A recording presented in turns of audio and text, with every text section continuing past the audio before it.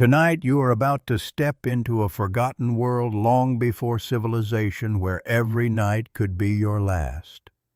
For more than 100,000 years, something has quietly traveled beside humanity. It watched you when you shivered beneath the stars and feared the sounds hiding beyond the darkness. It protected you when the night belonged to lions, hyenas, and things with sharper teeth. It transformed raw meat into meals. It turned strangers into families. It gave warmth to children and comfort to the old. It witnessed the first stories ever told. It followed you across ice and deserts. It helped build villages, forge empires, and power great cities. It roared inside steam engines. It hid inside oil and electricity. And even now, deep within power plants, factories, and the tiny chips inside the devices surrounding you, the descendants of that ancient companion still shape your world. Strange, isn't it? Because the greatest force in human history was never a king, never a conqueror, never even a civilization. It was a flame. And tonight you are about to follow its remarkable journey from a terrifying wildfire on the prehistoric savanna to the invisible fires that quietly power the modern age. Before we step deeper into the darkness of tonight's story, take a moment to like the video and subscribe for more calming historical journeys. And before we begin, I would love to know where you're listening from tonight, along with your local time. There is something strangely comforting about knowing people all around the world are sharing this quiet journey together. Now dim the lights. Section 1. You are born into a world without fire, not without warmth, not without sunlight, but without something far more precious. Because when the sun disappears, so does your confidence, and night belongs to something else. Long before cities, roads, and stories carved into stone, your world stretches wide beneath an endless sky. Grasslands ripple beneath the wind, distant hills fade into soft blue shadows. Herds move across the landscape with quiet purpose. Rivers carve their patient paths through the earth. During the day, the world feels generous. At night, it becomes uncertain. You wake with the rising sun because there is little reason to remain awake afterward. Daylight means safety. It means movement. It means gathering roots, searching for fruit, following animal tracks, and watching the older members of your band read the land with practiced eyes. Everything depends upon the light above. Without it, you are almost helpless. As evening approaches, the temperature changes quickly. Warm air gives way to cool winds. You feel it against your skin long before darkness arrives. Shadows stretch farther across the grass. Birds grow quieter. Insects begin their evening songs. The smell of dry earth lingers in the air, and everyone notices the same thing. The sun is leaving. No one says much. There are no clocks, no schedules, no glowing windows waiting in the distance. Only the sky. And once the sky turns black, the world changes. Modern people sometimes imagine prehistoric humans as fearless creatures, fierce hunters, rugged survivors. Yet life without fire is mostly a story of caution. You are not the strongest animal around. You are not the fastest. Your teeth are unimpressive. Your claws are non-existent. You survive because you pay attention, and because you know when not to wander. Night belongs to predators. That simple truth shapes every decision. Far away, somewhere beyond the darkness, lions begin calling to one another. Their deep voices drift across the plains. Hyenas answer with strange laughter. Somewhere nearby, unseen eyes watch and wait. You cannot see them, but they can smell you. The sound of rustling grass becomes unsettling. Every crack of a branch captures your attention. Even the wind can make your heart beat faster. Sleep comes lightly, if it comes at all. You rest together because being alone means danger. Children sleep beside adults. Older members remain close. Bodies provide warmth. Familiar smells provide comfort. The scent of animal hides, damp earth, and sweat surrounds your group. No one strays far, not after dark. Historians and archaeologists still debate exactly when humans first mastered fire, because evidence from such distant ages remains frustratingly incomplete. Some researchers believe early ancestors controlled fire more than 1 million years ago. Others suggest regular use came much later. The earth guards its oldest secrets carefully, but everyone agrees on one thing. Before fire became your companion, darkness carried greater authority. Even simple meals demand effort. You chew endlessly. Raw meat is tough and stubborn. Roots are fibrous. Seeds are difficult to digest. Your jaws work constantly. Your teeth wear down. Stomachs struggle to extract enough energy. Eating takes time, a great deal of time. According to one influential theory, much of early human life revolved around acquiring and chewing food. Hours disappear beneath the simple task of surviving another day. Not exactly glamorous. Nature rarely worries about convenience. Yet life continues. Children laugh. Mothers soothe restless infants.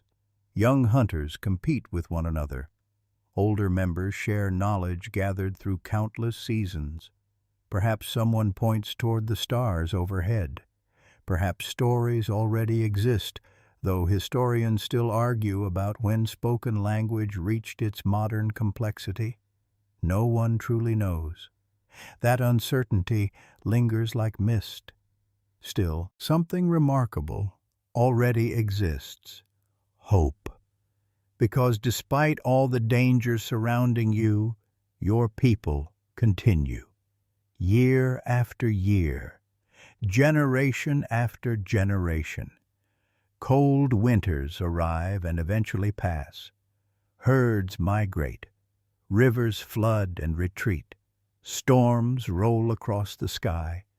Babies become adults. Adults become elders. And always, the sun determines everything. Morning brings opportunity. Evening brings caution. As darkness settles again, your group gathers close together beneath a rocky overhang. A cool breeze slides across the plain. You pull animal skins tighter around your shoulders. Somewhere nearby, insects hum softly. Above you, countless stars appear in impossible numbers. Beautiful, but indifferent. The moon rises slowly. Silver light touches the grasslands. And beyond that gentle glow, hidden in shadows deeper than your eyes, can penetrate countless creatures, begin their own nightly routines. They hunt. They listen. They wait. You listen too, because this world does not belong to humans. Not yet. Thousands of generations will pass before cities rise, before kings issue commands, before ships cross oceans, before engines roar, before electricity shines through the darkness. Tonight, none of that exists. Tonight you lie awake beneath the stars, surrounded by familiar breathing and distant animal calls. You pull closer to your family. You wait for morning. And somewhere far away beyond the horizon, hidden within clouds that no human controls, nature is preparing a gift. A dangerous gift. One that will change everything. Section 2. Morning arrives much as it always does. Soft sunlight spills across the grasslands. Dew glistens upon leaves. Cool air carries the scent of damp earth and distant water. Birds call from scattered trees. Insects hum quietly beneath the warming sky. Nothing feels unusual. Nothing feels important. You follow your family across familiar ground just as countless generations have done before. Children stay close to their mothers. The older members move more slowly, watching the land with patient eyes. Younger hunters scan the horizon for movement among the tall grasses. Life continues. It always does. Clouds begin gathering long before anyone notices. At first they appear harmless, small patches of gray drifting across the endless blue above. But by afternoon, the sky feels different, heavier somehow. The wind changes direction. A strange smell arrives. Rain, even without understanding why your people recognize the signs. Storms can bring danger. Storms can bring floods. Storms can scatter animals and turn familiar paths into rivers of mud. So you wait and watch. The air becomes thick and still. Birds disappear into shelter. Even insects seem quieter. The world itself appears to hold its breath. Then comes the sound, a distant rumble, not the voice of an animal, not the crashing of falling stones. Something larger, something stranger. Thunder rolls across the landscape. Children instinctively move closer to adults. Some glance upward. Others stare at the dark clouds gathering overhead. Rain begins falling and scattered drops cool against your skin. The smell changes again. Wet grass, fresh soil, and something sharp, something unfamiliar. Lightning splits the sky. For a brief instant the world becomes brighter than daylight. Then darkness returns. Another flash, another terrible roar. No one understands what they are seeing. How could they, historians, still debate exactly how early humans first encountered controlled fire? But many believe nature itself introduced the phenomenon. Lightning strikes, volcanic eruptions, and wildfires likely provided the first opportunities. Nature made fire long before humans learned to use it. And nature rarely asks permission. Another bolt crashes somewhere beyond the distant hills. Then another. Hours later, after the storm moves away, something strange appears upon the horizon. Smoke, not mist, not rain. Smoke. Dark columns rise into the evening sky. Everyone notices. Nobody approaches immediately. Animals are moving. Deer run across the plains. Birds explode upward from trees. Smaller creatures scatter through the grass with unusual urgency. Fear spreads quickly. Because animals know things, sometimes before humans do. As darkness approaches, strange colors begin flickering far away. Orange, gold, red, they dance against the sky itself, beautiful and terrifying. No one sleeps deeply. Strange smells drift through the night. The scent reaches you before dawn. Wood, ash, something hot, something alive. The next morning, curiosity defeats fear. Not entirely, just enough. A small group moves carefully toward the distant smoke. Every step feels uncertain. The earth beneath your feet grows warmer. Ash covers patches of grass. Blackened trees stand silently like strange shadows frozen in place. The smell is overwhelming. Burned wood, scorched plants, warm air, nothing like anything you have experienced before. And then you see it. Not smoke, not destruction, but light. Branches glow orange. Small tongues of brightness leap and twist. Wood crackles softly. Heat touches your face. You stop immediately. Everyone stops.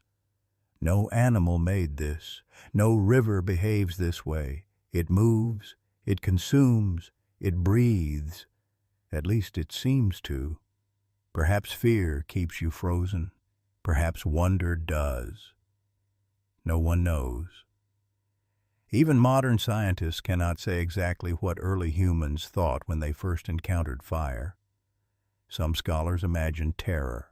Others suspect fascination arrived surprisingly quickly. Human curiosity has always been difficult to extinguish. The strange thing is that many animals avoid the burned landscape. Predators stay away. Insects disappear. And though trees have fallen and grasses have vanished, something else has appeared. Warmth. Comfortable warmth. Not sunlight, not body heat. Something entirely different. One brave individual moves closer, then retreats. Another approaches. The brightness responds with angry crackling sounds. Sparks leap upward into the air like tiny stars escaping toward the heavens. Everyone jumps backward, understandably. This thing bites. And yet, its warmth feels wonderful. The air around it smells oddly pleasant. Smoke drifts upward in soft gray ribbons. Ash settles gently upon the ground. Strange noises emerge from within the glowing branches. Pop, crack, whisper, almost alive. A curious detail still puzzles archaeologists today. Some evidence suggests that burned landscapes attracted animals searching for fresh growth. New plants often appeared after fires passed. In a strange way, destruction sometimes prepared the ground for renewal. Nature enjoys irony. As evening approaches, the brightness begins fading. Flames shrink lower. The terrifying energy that consumed entire trees now clings only to fallen branches. Still beautiful, still dangerous, still impossible to understand. No one dares touch it, not yet. But nobody wants to leave either. Something inside you feels drawn toward it. Perhaps it is the warmth, perhaps the light, perhaps something deeper, something ancient. The stars emerge overhead, and for the first time in your life another light answers them from below. Not the moon, not the sun. Something new, something wild, something that arrived from the sky itself. You cannot know it tonight. No one can. But this strange visitor lying among the ashes will someday cook your food, protect your children, build your cities, forge your empires, power your factories, and one day help create machines capable of remembering this story. But that future remains unimaginably distant. Tonight you simply sit in silence, watching, listening, feeling warmth against your skin, and wondering whether this mysterious creature of light will disappear with the coming dawn, or remain. Section 3. Morning arrives, and to everyone's surprise, the strange light has not vanished. It is weaker now, smaller, but still alive. Thin ribbons of smoke rise quietly into the cool air. Beneath layers of gray ash, patches of orange continue glowing softly. A fallen branch crackles now and then, sending tiny sparks upward like insects escaping into the morning sky.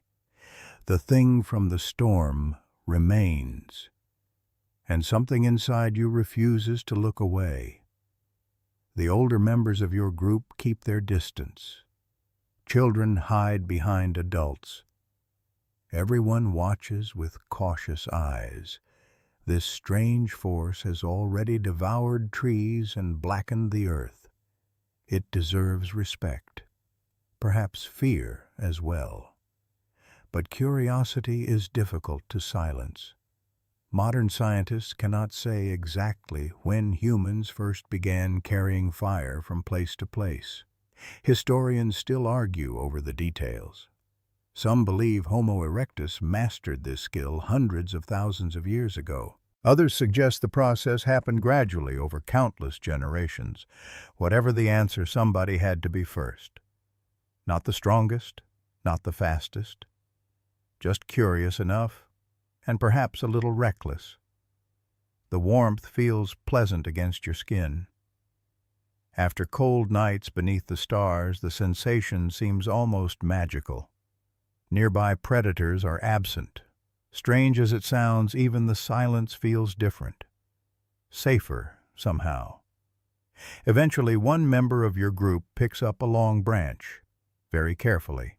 The glowing end hisses softly. Everyone steps backward.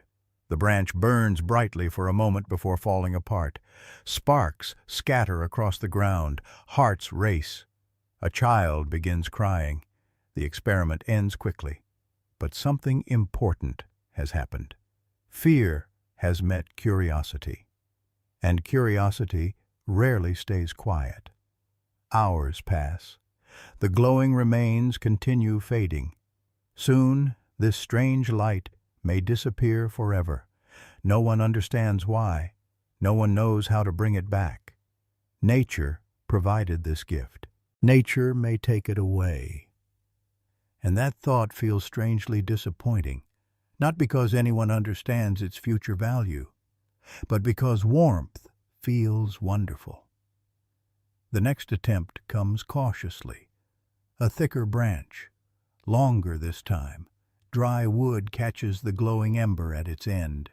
Smoke appears. Tiny flames dance. Someone gasps. Someone laughs nervously. And suddenly everyone follows. Branches, twigs, dry grass.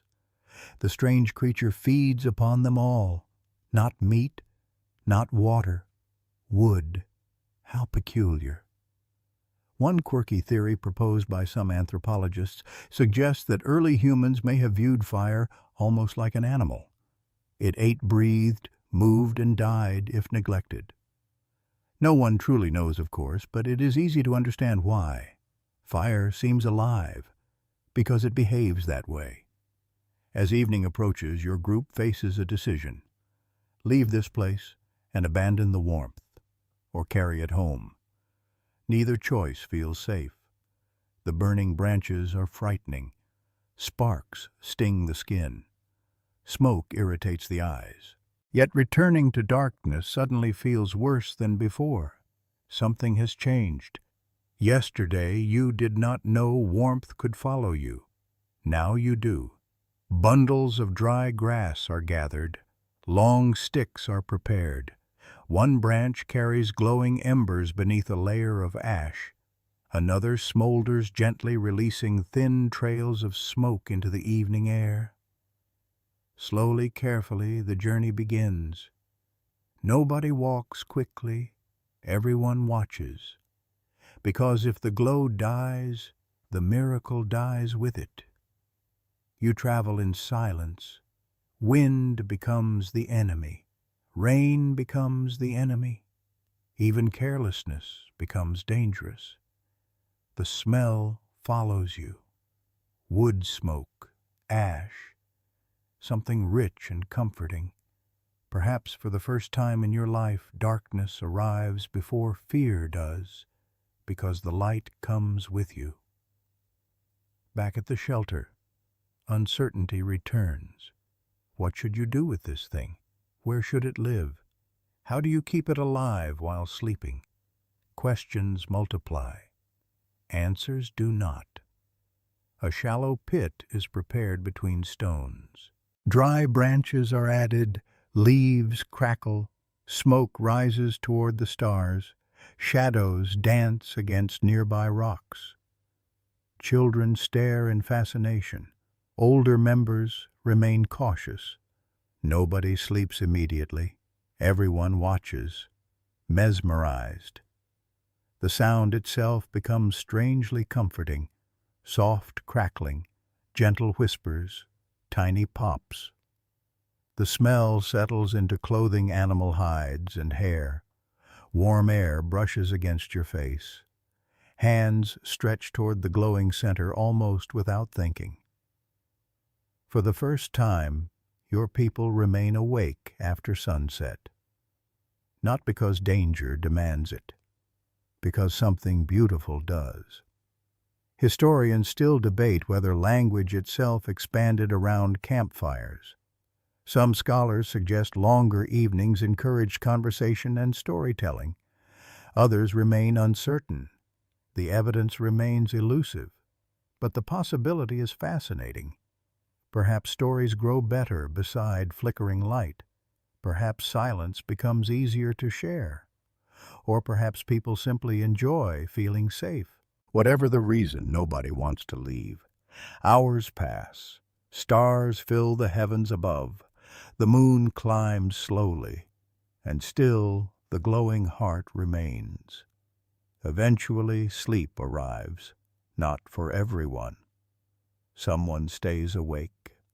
Someone always watches, not for predators, not tonight, for the fire. Without understanding it, your people have created a new responsibility. The first night watch, the first guardian, the first keeper of embers. Perhaps this person is elderly, perhaps injured, perhaps simply unable to sleep. Historians cannot know. Their name is lost forever. Yet their task may have changed history, because if the fire dies, darkness returns. And everyone understands that now. Before dawn, the world grows cold once more. The stars fade. Mist settles across the grasslands. Nearby insects hum softly. Somewhere beyond the horizon, predators begin retreating from their nightly hunts. You awaken and immediately look toward the center of the camp. For one terrible moment, there is nothing. Only gray ash, cold silence. Your heart sinks. Then a faint orange glow, still alive, hidden beneath the ashes, waiting, like a tiny piece of the sun itself. And in that quiet moment, long before cities and kingdoms, long before history remembers your existence, humanity begins to understand something extraordinary. This gift from the sky can disappear. But perhaps, just perhaps, it can also be kept. Section 4. The little sun survives another night, not because nature protects it, because you do. Before dawn, while mist still hangs above the grasslands, someone kneels beside the bed of ash. Fingers carefully move aside the gray powder. Beneath it, hidden from the cool air, tiny orange lights continue breathing softly, still alive, still hungry. Dry grass is placed nearby. Small twigs follow. A gentle stream of smoke rises upward. Then, almost as if waking from sleep, thin flames appear once again. Everyone notices. Children smile. Older faces relax. And for reasons nobody can explain, the entire camp seems calmer. The strange visitor from the storm has become something else. Not merely a curiosity, not merely a danger, a companion. The world outside remains uncertain. Predators still roam the darkness. Cold winds still sweep across the plains. Hunger still arrives without warning. But now something waits for you at the center of camp. Warmth. And that changes everything. The day unfolds as it always does. Hunters follow tracks through the grasslands. Women gather roots and berries. Young children chase each other beneath the open sky. Elders sit quietly observing everything with patient eyes. Yet something feels different, because everyone knows where they will return. Home now has a center, and that center glows. By sunset, people gather naturally around the flames, No one gives instructions. No one announces a meeting. Feet simply drift toward the light, almost without thinking. The air smells of smoke and animal hides. Dry wood crackles softly. Sparks rise into the night like tiny stars returning to the heavens. Shadows dance upon faces and stones. Warmth spreads across tired muscles. And for the first time in countless generations, darkness no longer scatters everyone into sleep. It brings them together. Modern anthropologists have long wondered whether campfires played a role in creating stronger social bonds. Some researchers believe longer evenings encouraged communication and cooperation. Others caution that such ideas remain difficult to prove. The past rarely explains itself clearly. But one thing seems obvious. People like sitting together. Perhaps an older woman begins making strange sounds with her voice. Perhaps she imitates animals from the hunt. Children laugh. Young adults repeat the sounds. Someone gestures with their hands. Maybe these are stories, maybe not.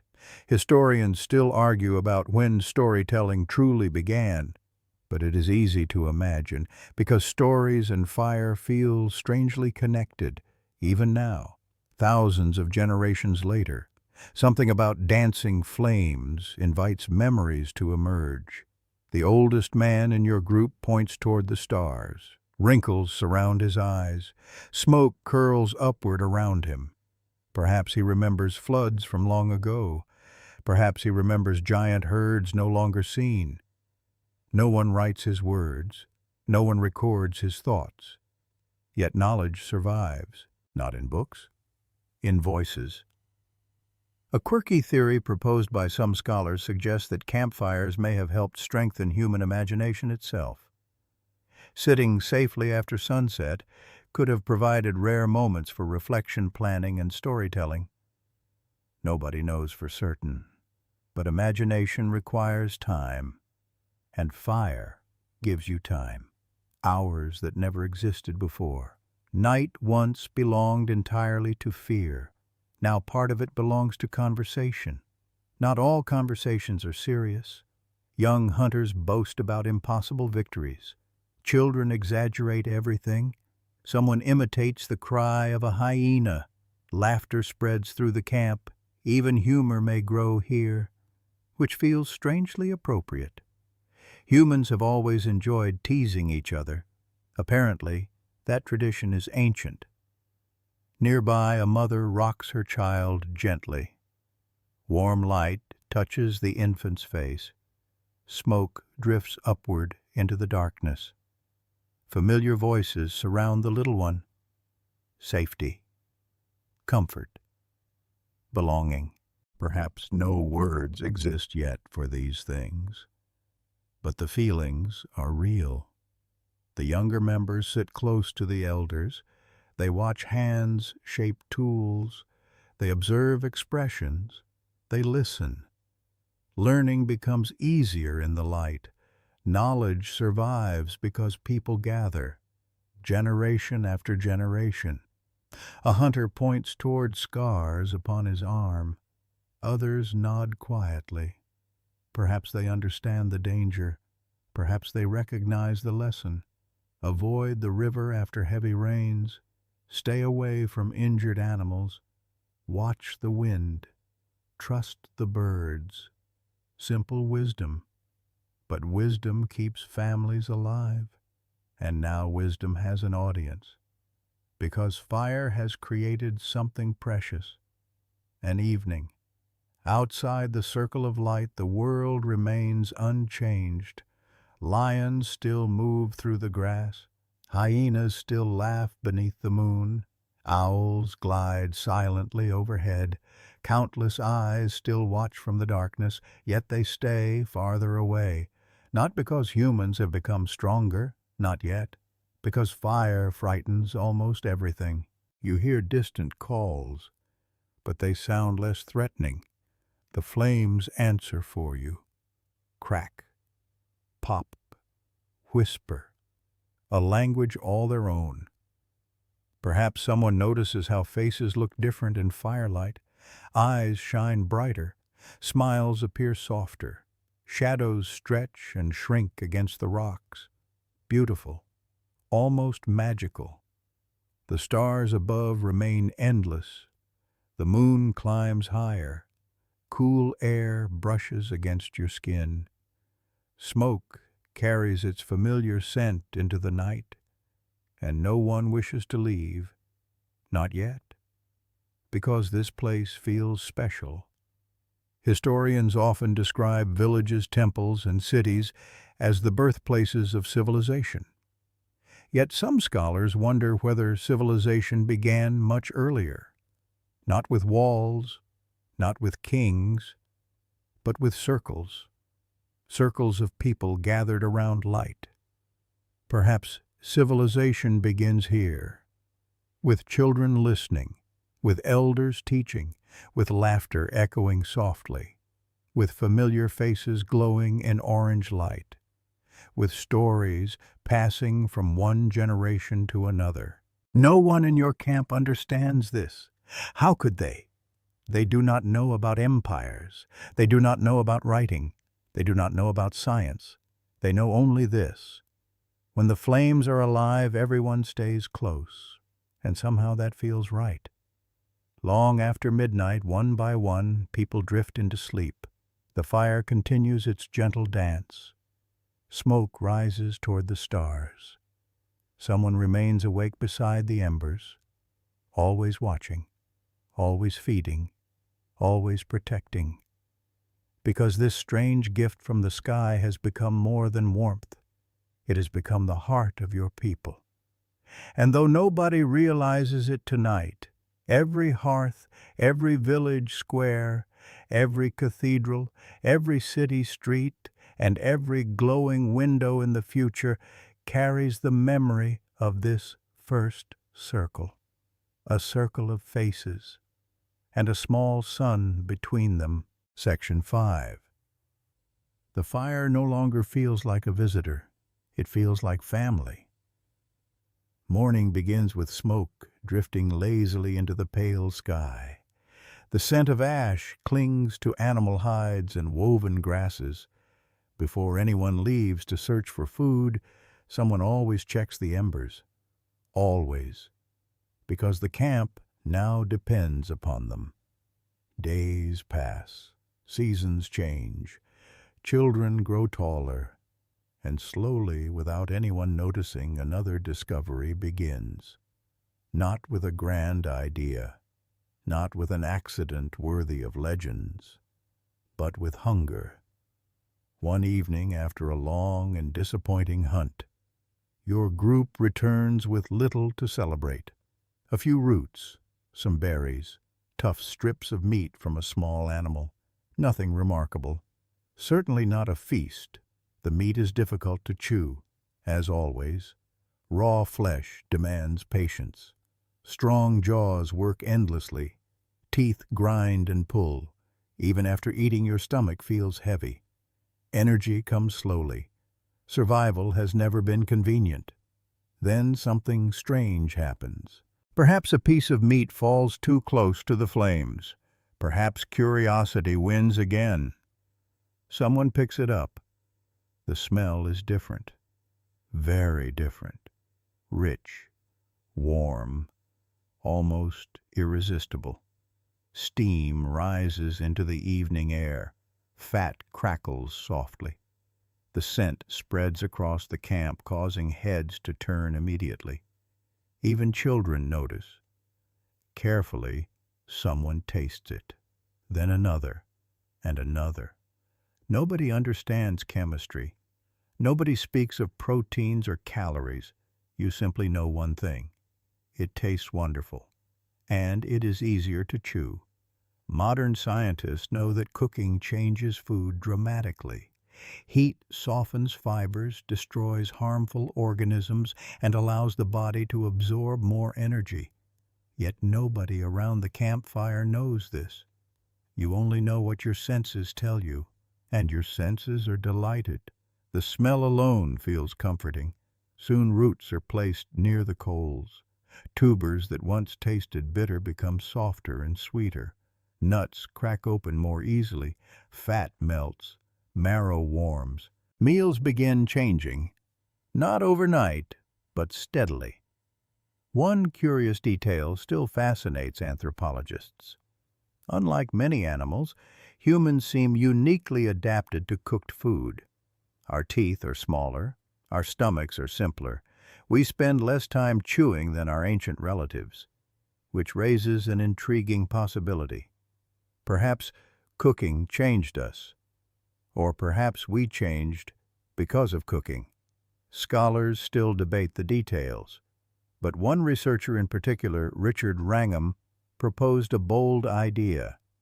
According to his cooking hypothesis, fire and cooked food may have transformed human evolution itself.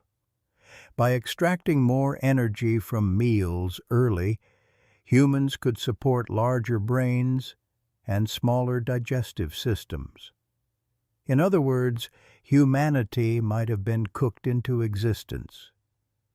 Quite an extraordinary thought, and strangely poetic, because the thing that once terrified you may now be quietly reshaping your descendants.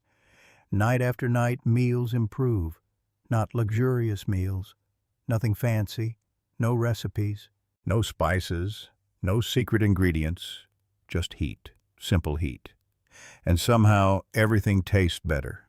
Children eat more easily. Older members struggle less with worn teeth. Injured hunters recover faster. The smell of roasting food fills the evening air, mixing with smoke and damp earth. Comfort begins to have a scent. Perhaps this is the first comfort food, which sounds amusing, but perhaps not impossible. Historians still argue about exactly when regular cooking became widespread. Evidence from such distant times remains frustratingly incomplete. Fire leaves traces. Bones survive, yet daily habits disappear into silence. The past whispers. Rarely does it shout. Still, one thing becomes clear. Meals no longer end quickly. People stay together. They wait for food to cook. They talk. They laugh. They rest. Fire has changed not only what you eat, but how you spend your time. Patience becomes part of dinner, which admittedly might have tested everyone's nerves occasionally. Hungry humans are not famous for their serenity, but waiting has its rewards. The crackling sounds become familiar. Smoke curls into the night sky. Fat drips onto glowing coals. Wonderful smells drift through the camp. Children watch eagerly. Dogs, if any, are nearby, watch even more eagerly. Nothing escapes hungry eyes. Warm food enters the body differently. You feel stronger, perhaps not immediately, but gradually, day after day, year after year, generation after generation. The changes are invisible, impossible to notice within a single lifetime. Yet evolution works patiently. It always has. Brains grow larger, faces change, teeth become smaller, bodies adapt. No one plans it, no one directs it. Nature simply follows opportunities, and fire has created one. Some scientists remain cautious about the cooking hypothesis. They argue that other factors also contributed to human development. Climate hunting, social behavior, and many unknown variables likely played important roles. The story remains incomplete. Science enjoys unanswered questions, but few scholars doubt one thing: cooking changed humanity profoundly. Outside the circle of light, predators continue their nightly hunts. Wind rustles through the grasslands. Stars appear above in endless numbers. Somewhere beyond the darkness, lions roar. Yet inside the camp, a different sound dominates. Contentment, soft voices, gentle laughter, the sound of chewing, not frantic chewing, relaxed chewing.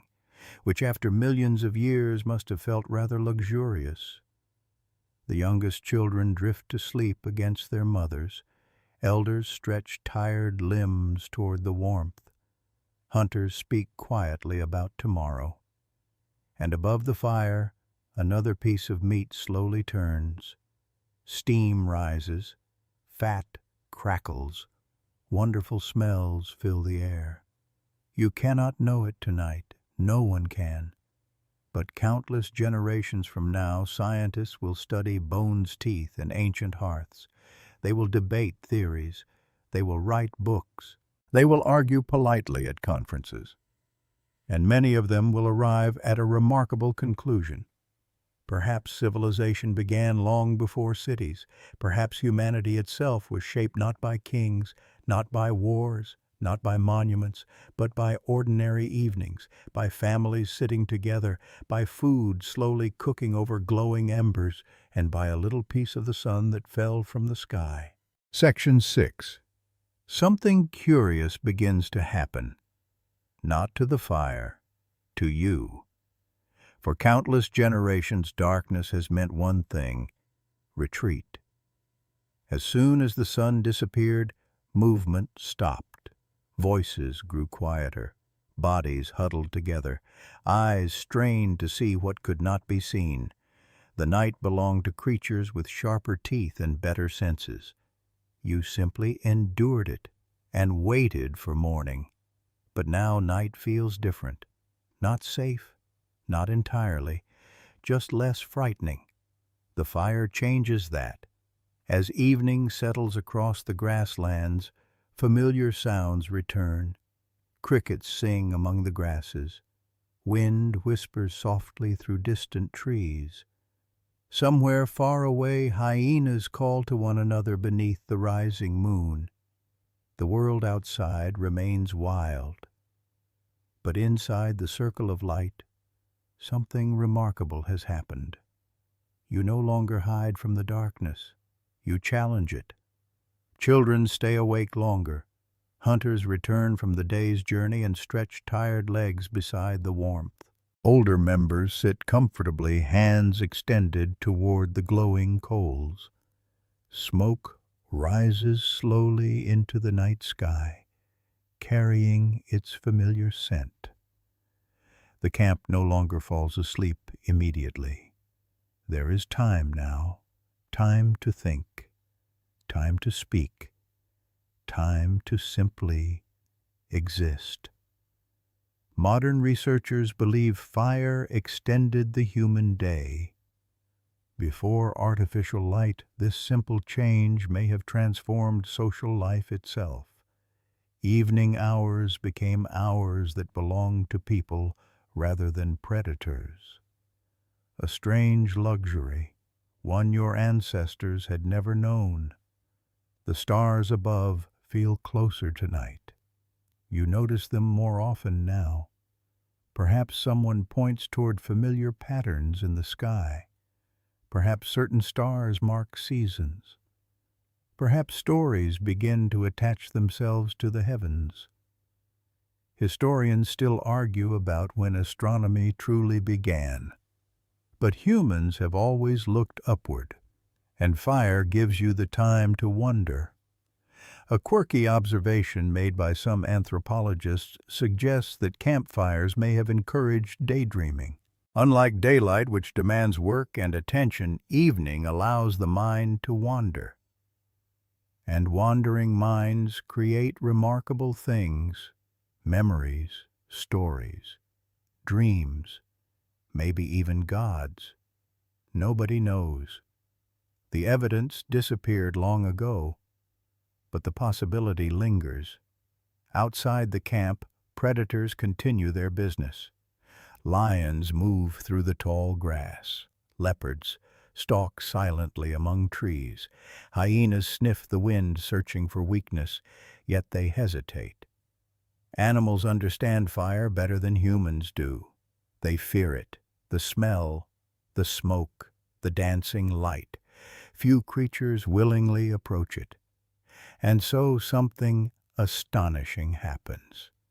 Night begins to belong to you. Not completely. Nature never surrenders that easily. But enough. Enough for conversations, enough for laughter, enough for peace. Perhaps this is the first time children laugh after sunset. Perhaps elders tell stories instead of simply trying to sleep. Perhaps young hunters joke about exaggerated victories.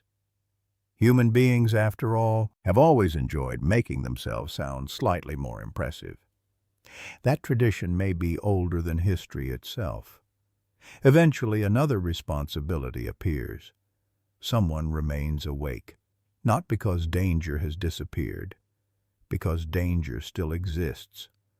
The fire must be protected, wood must be added, embers must be watched, and eyes must scan the darkness.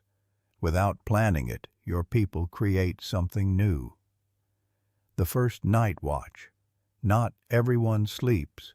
Someone listens. Someone watches. Someone protects. Historians cannot know who these people were. Their names vanished long before writing existed, yet their role may have become one of the oldest duties in human society. Guardians of the night.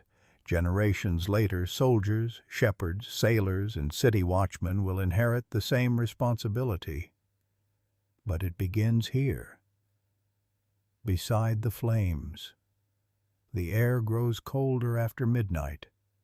Mist settles across the earth. Stars fill the heavens with impossible numbers. The scent of smoke clings to animal hides and hair.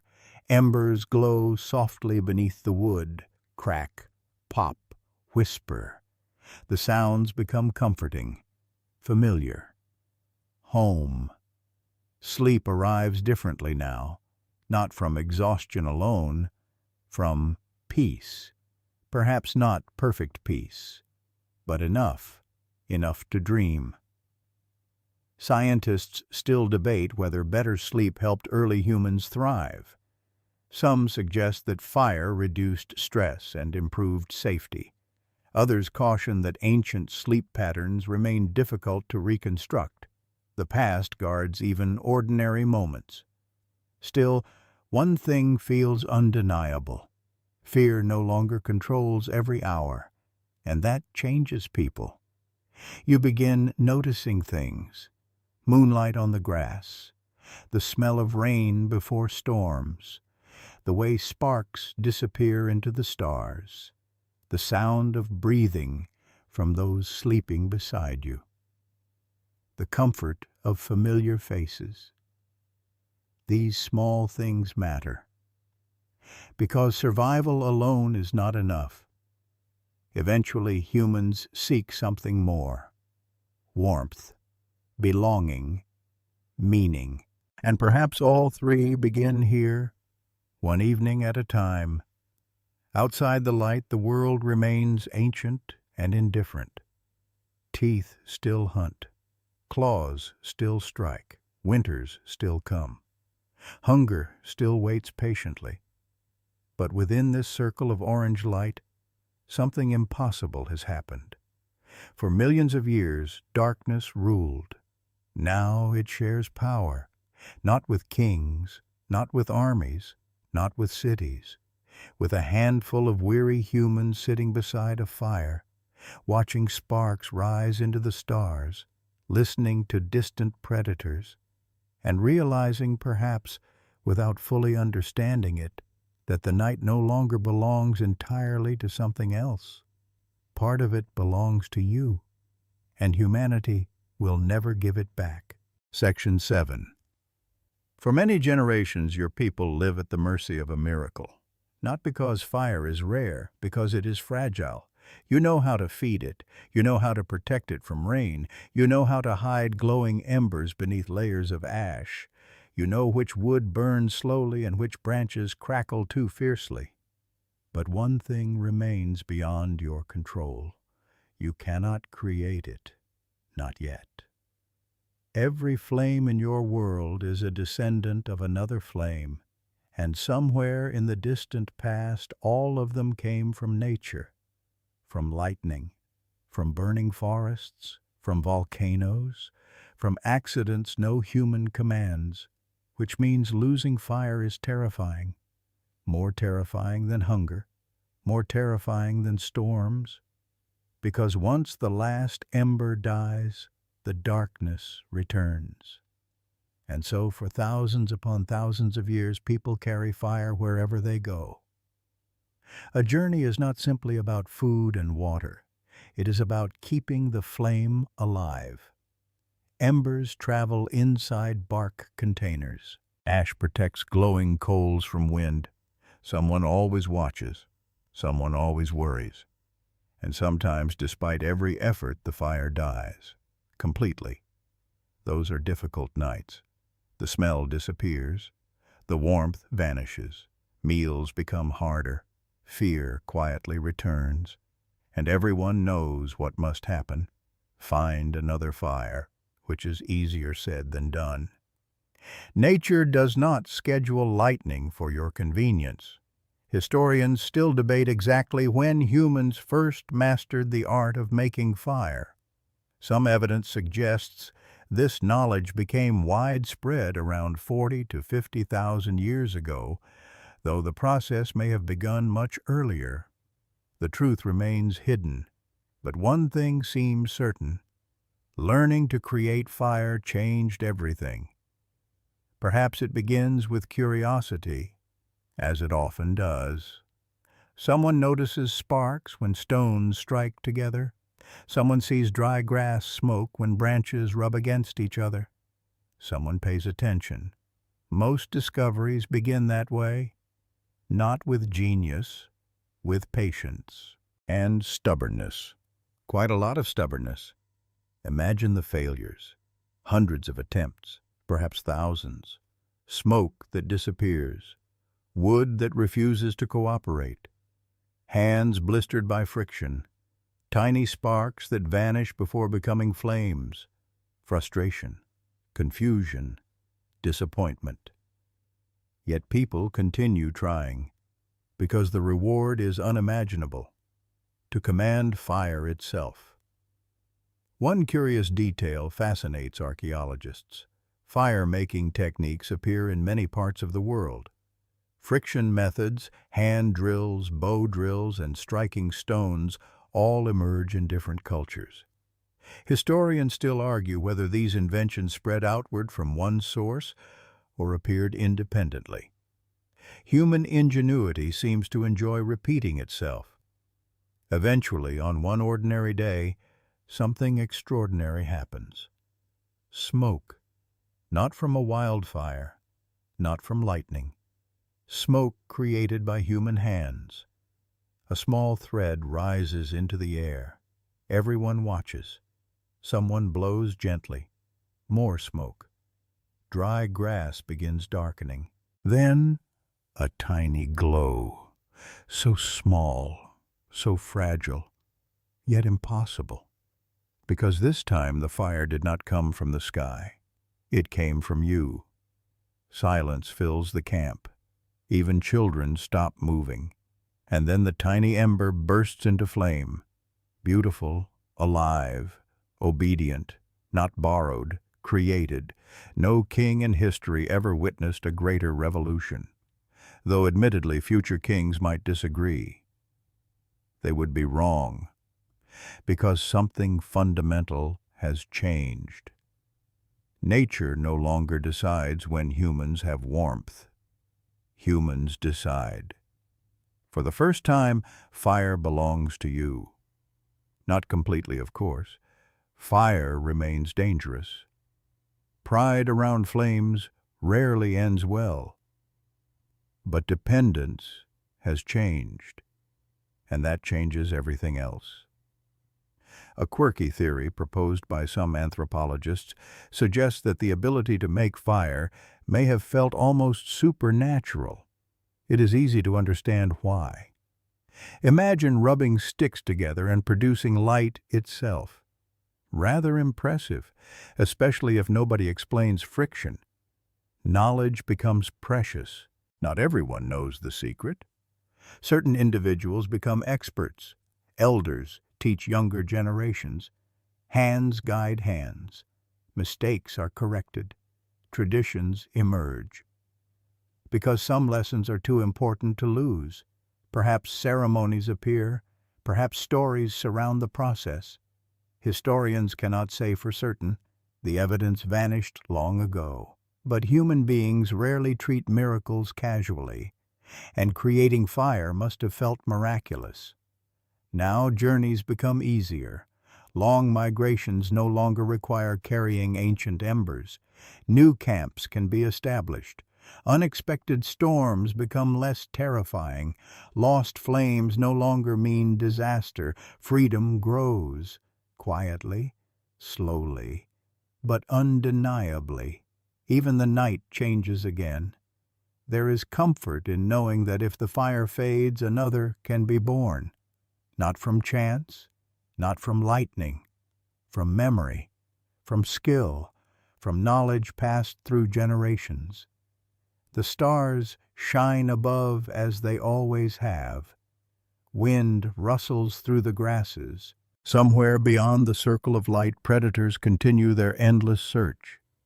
Yet tonight feels different.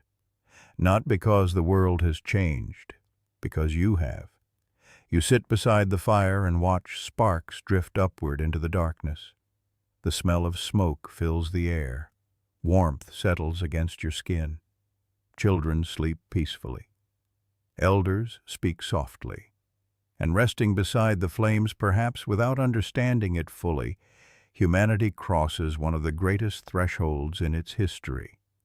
You are no longer merely keeping nature's gift alive.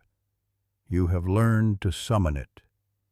And once human beings discover how to create fire whenever they wish, the world itself becomes larger. Colder lands no longer seem impossible. Long journeys no longer seem foolish. The future no longer feels limited, because somewhere inside 2 pieces of wood, or hidden within 2 stones, you now carry your own sunrise. Section 8. The world grows colder, not suddenly, not within a single season, but slowly enough that few people notice at first. Winters last longer, summers feel shorter, winds arrive earlier. Snow remains on distant mountains for greater stretches of time. Rivers freeze more often. Familiar plants become harder to find. Something is changing, and the earth seems determined to continue changing. Long before anyone understands what an ice age is, you feel it in your bones. Cold mornings become harsher. Frost lingers longer upon the grass. Breath hangs in the air like pale smoke. The smell of wet earth gives way to the scent of snow and frozen ground. Animals begin moving, and people follow. Because survival has always meant movement, gigantic glaciers advance across parts of the world. Vast grasslands expand. Sea levels fall.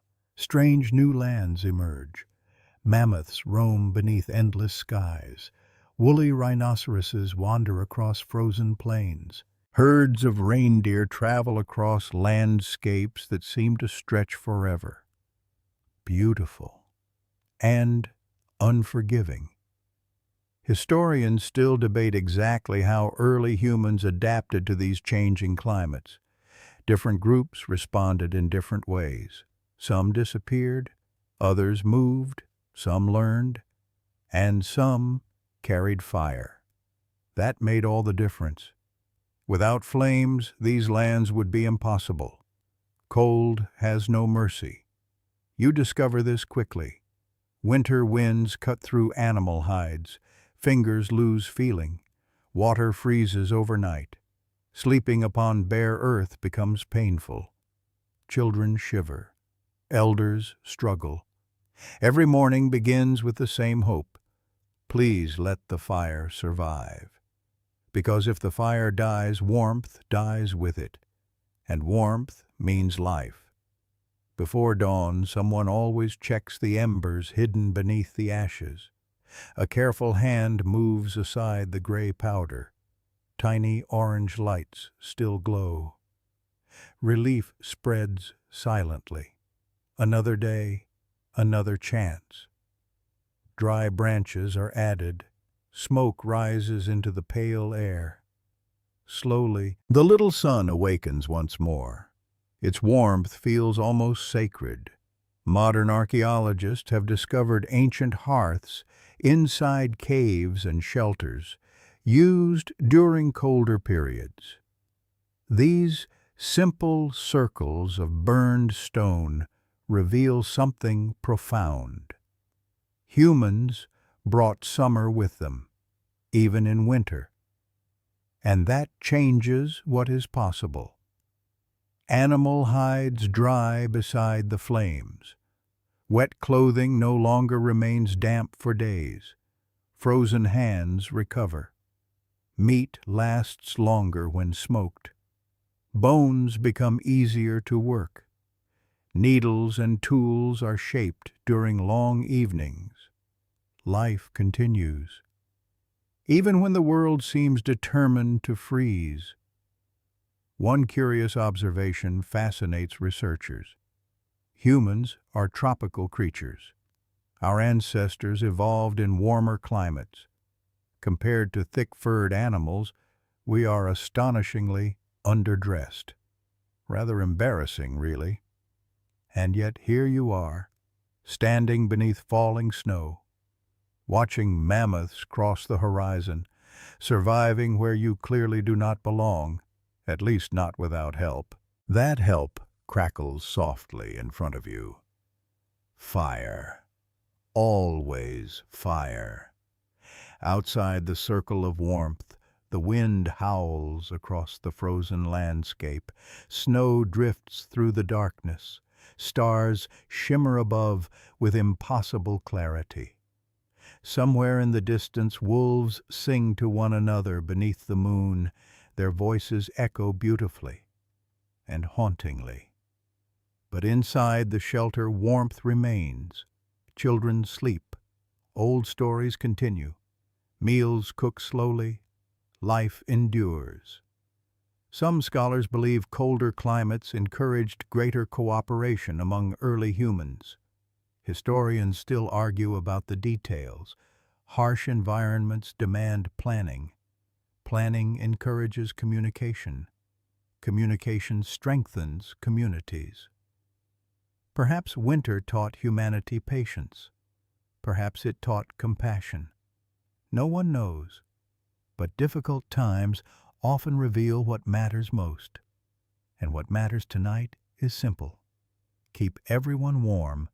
Long journeys become possible because of fire. Families migrate into lands their ancestors never imagined.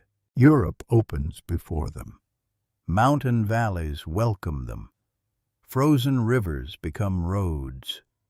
The world becomes larger, not because the earth changes, because fire changes you. The little sun travels everywhere, wrapped carefully inside bark containers, protected beneath ash, guarded through storms, watched through sleepless nights. Every camp begins with the same question. Do we have fire? Everything else comes later. Food, shelter, tools. But first, the flame, because without it, nothing else matters.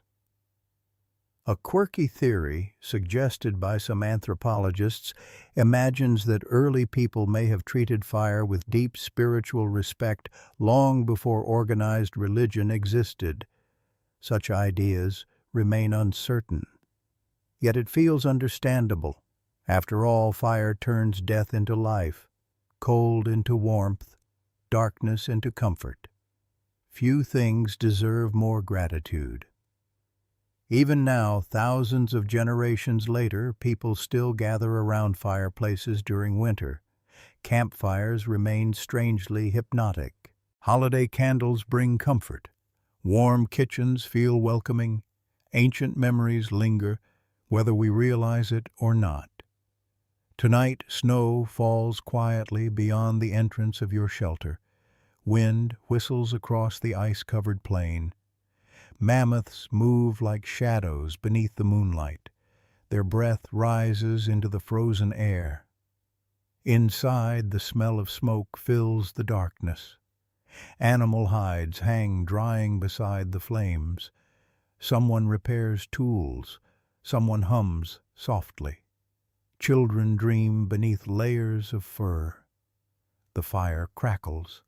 Pop, whisper, pop. Its light dances against stone walls blackened by countless nights.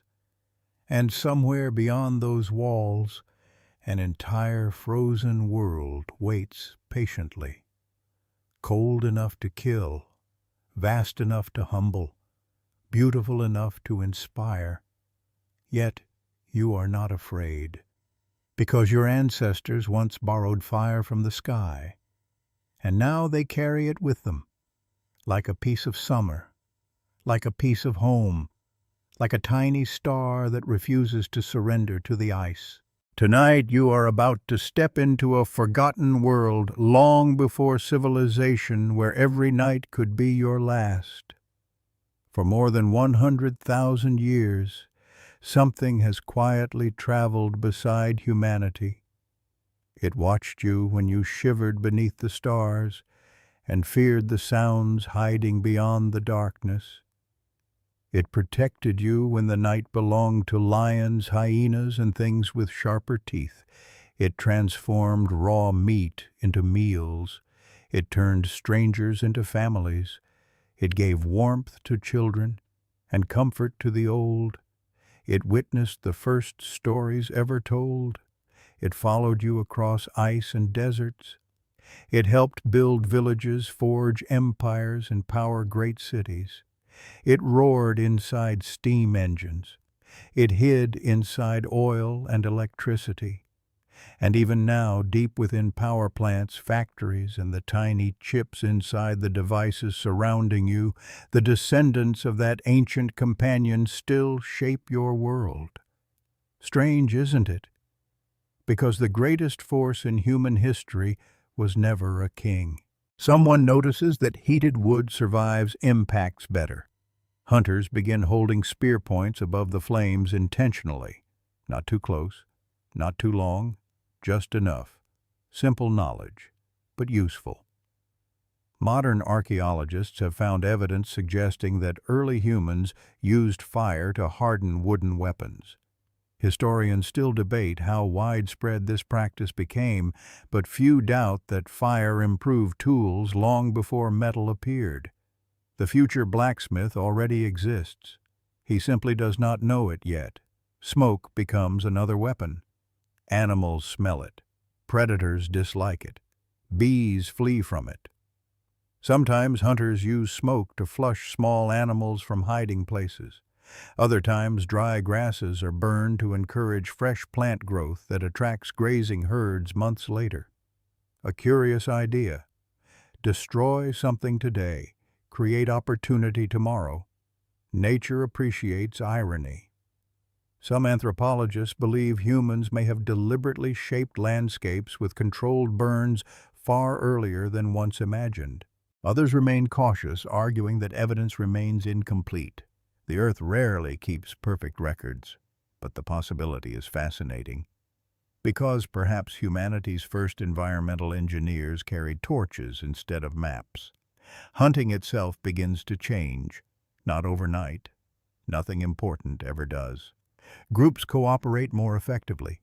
Hunters discuss plans beside the evening fire. They remember mistakes. They learn which valleys funnel animals and which rivers create natural traps.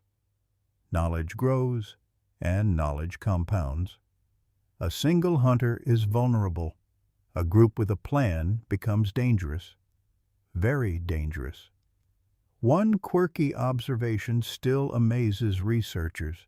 Compared with lions or wolves, humans are surprisingly unimpressive predators. No claws, no fangs, terrible sense of smell, embarrassingly slow. And yet somehow every major animal on Earth learns to fear you. Quite an achievement for a species that occasionally forgets where it left its tools. The answer lies partly here, around the fire. Because the fire gives you evenings, and evenings give you memory. Memory gives you strategy, and strategy changes everything. Meals become richer.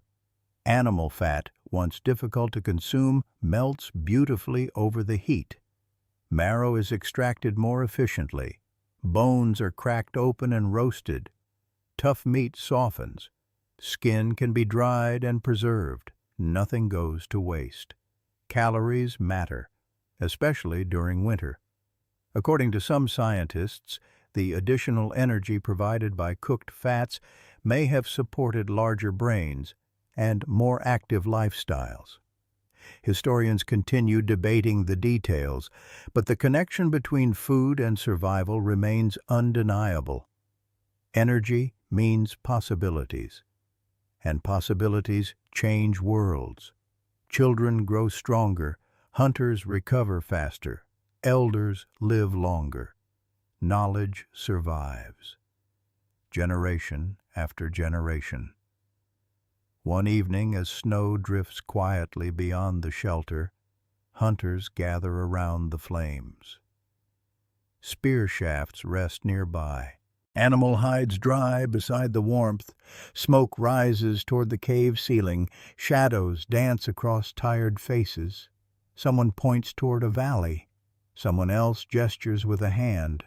No words survive from that conversation. Yet plans do. Tomorrow's hunt begins tonight.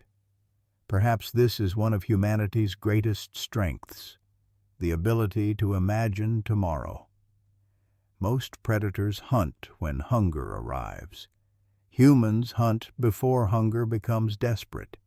Fire gives you time, time to prepare, time to think, time to remember. Outside the camp, wolves sing beneath the moon. Hyenas wander through the darkness. Lions wait patiently in the tall grass. But even they cannot do what you do. They cannot cook. They cannot preserve food. They cannot gather together and discuss next season. They cannot pass ideas from grandparents to grandchildren. Fire makes memory possible, and memory becomes power. Historians still argue over exactly when humans became the planet's dominant predators. Some place the transition earlier, others later. There is no single answer. History prefers gradual revolutions.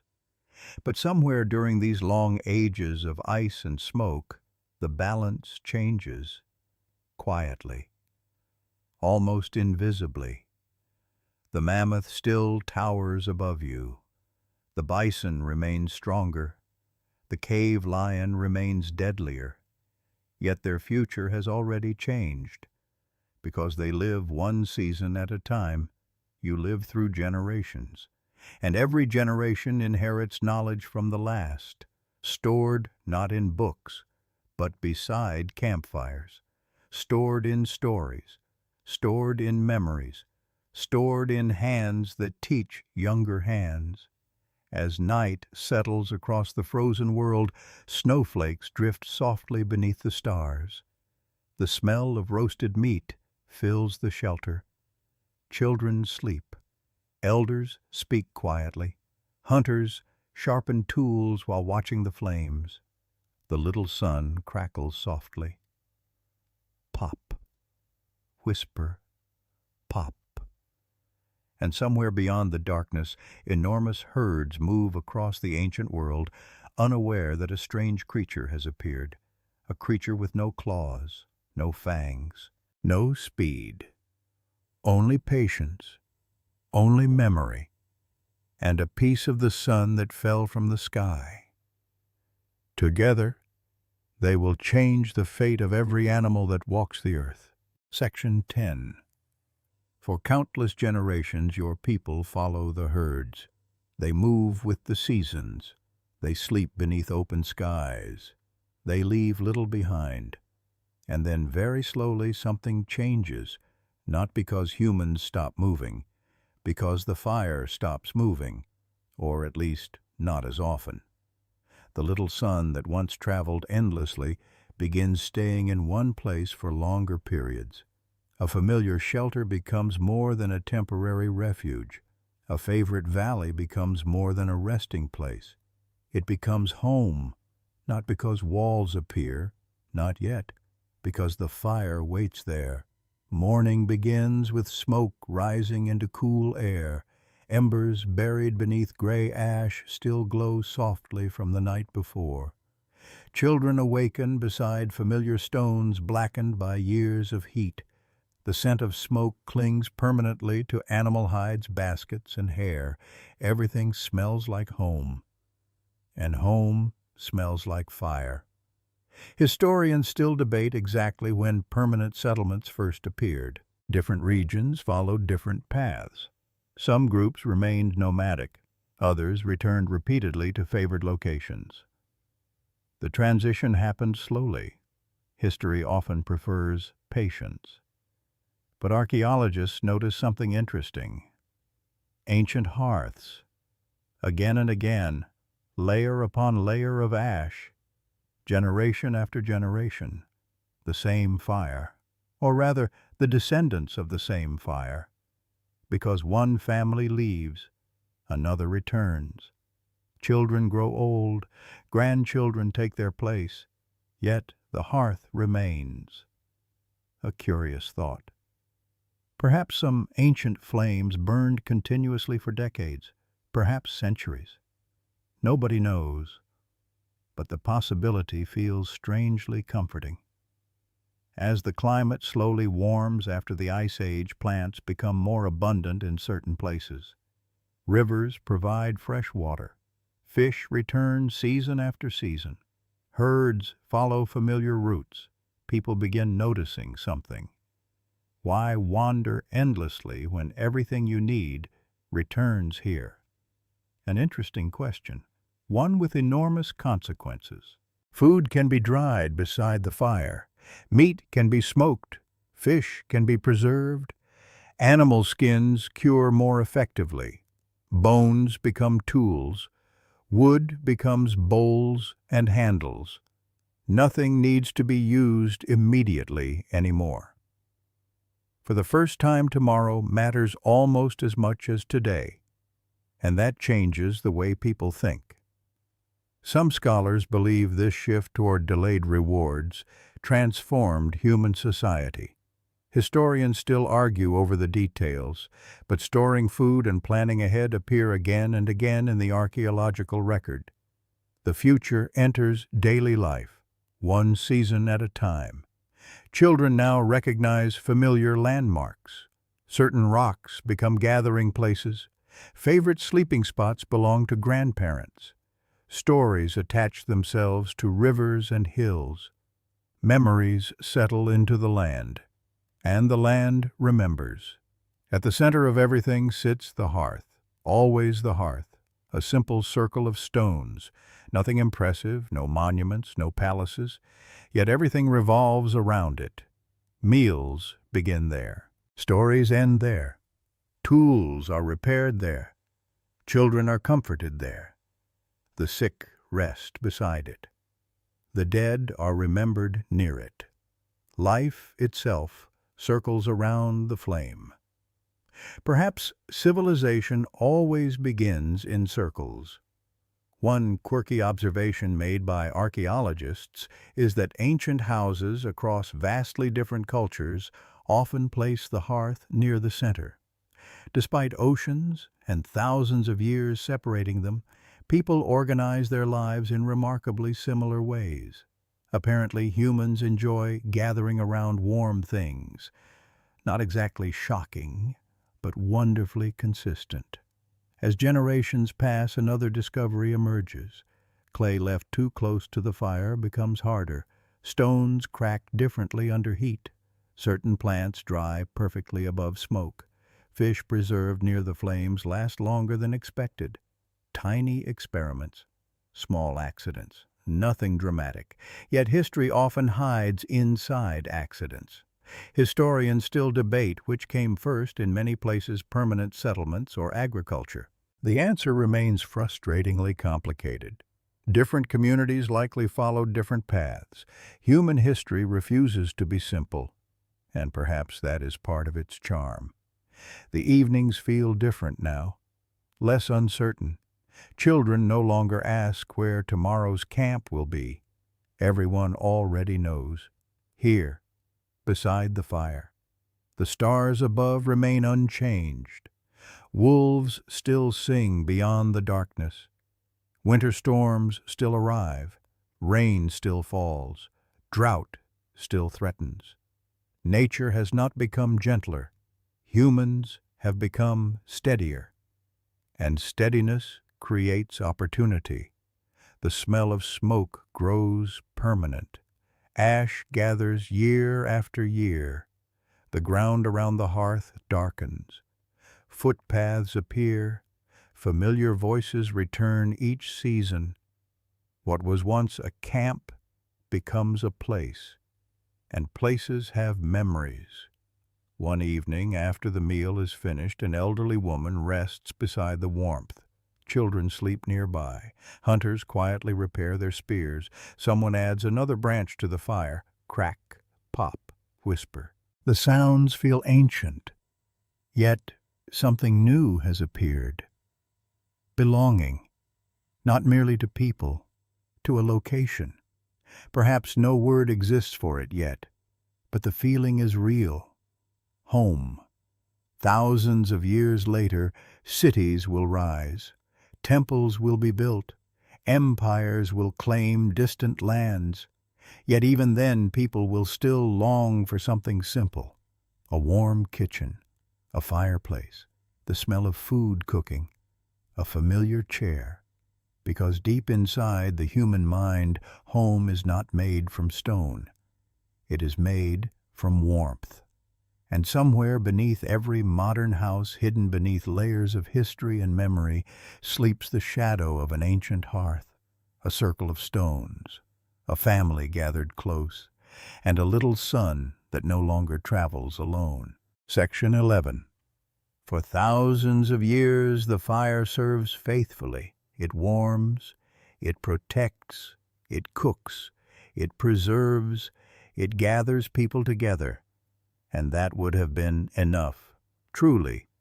Most creatures on earth would have been satisfied with such a gift. But humans possess an unusual habit. You notice things. You experiment. You become curious. And curiosity, perhaps more than anything else, changes history. The discovery begins quietly, as most revolutions do. Long before kingdoms and writing people already understand the language of heat. They know which wood burns slowly. They know which stones crack inside the flames. They know which clays harden after being baked. The fire teaches patiently, year after year, generation after generation. One day, perhaps someone notices something strange. A colorful rock sitting near the coals has changed. Not completely, just enough. Its surface looks different, shinier, softer, almost alive. Another curious mind places it back into the heat. Nothing happens immediately. Hours pass. The fire crackles. Smoke rises. The smell of roasting food drifts through the camp. And then something extraordinary appears. Liquid, not water, not fat. Something glowing, something flowing. Stone itself seems to melt. Impossible. Or so it seems. Modern archaeologists believe the first metals were discovered through countless accidents and observations. Historians still debate the exact places and dates because different cultures experimented with heat independently. Human curiosity appears everywhere, and apparently so do happy accidents. Copper comes first. Beautiful copper, soft, reddish, almost magical. Unlike stone, it can bend. Unlike wood, it does not burn. Unlike bone, it does not shatter so easily. Small objects appear, simple decorations, tiny tools, nothing world-changing, not yet, because copper has limitations. Useful, but imperfect, much like people. One quirky detail still fascinates researchers. Native copper sometimes exists naturally in pure form. Ancient people could find shiny pieces lying exposed upon the ground. Imagine discovering metal without knowing what metal is. Quite a mystery. Perhaps someone simply thought it looked beautiful, and beauty often inspires experimentation. As generations pass, furnaces become hotter. Fire becomes more focused. Clay walls trap heat. Air feeds the flames. And then another miracle appears. Bronze, a mixture of copper and tin, stronger, sharper, more reliable.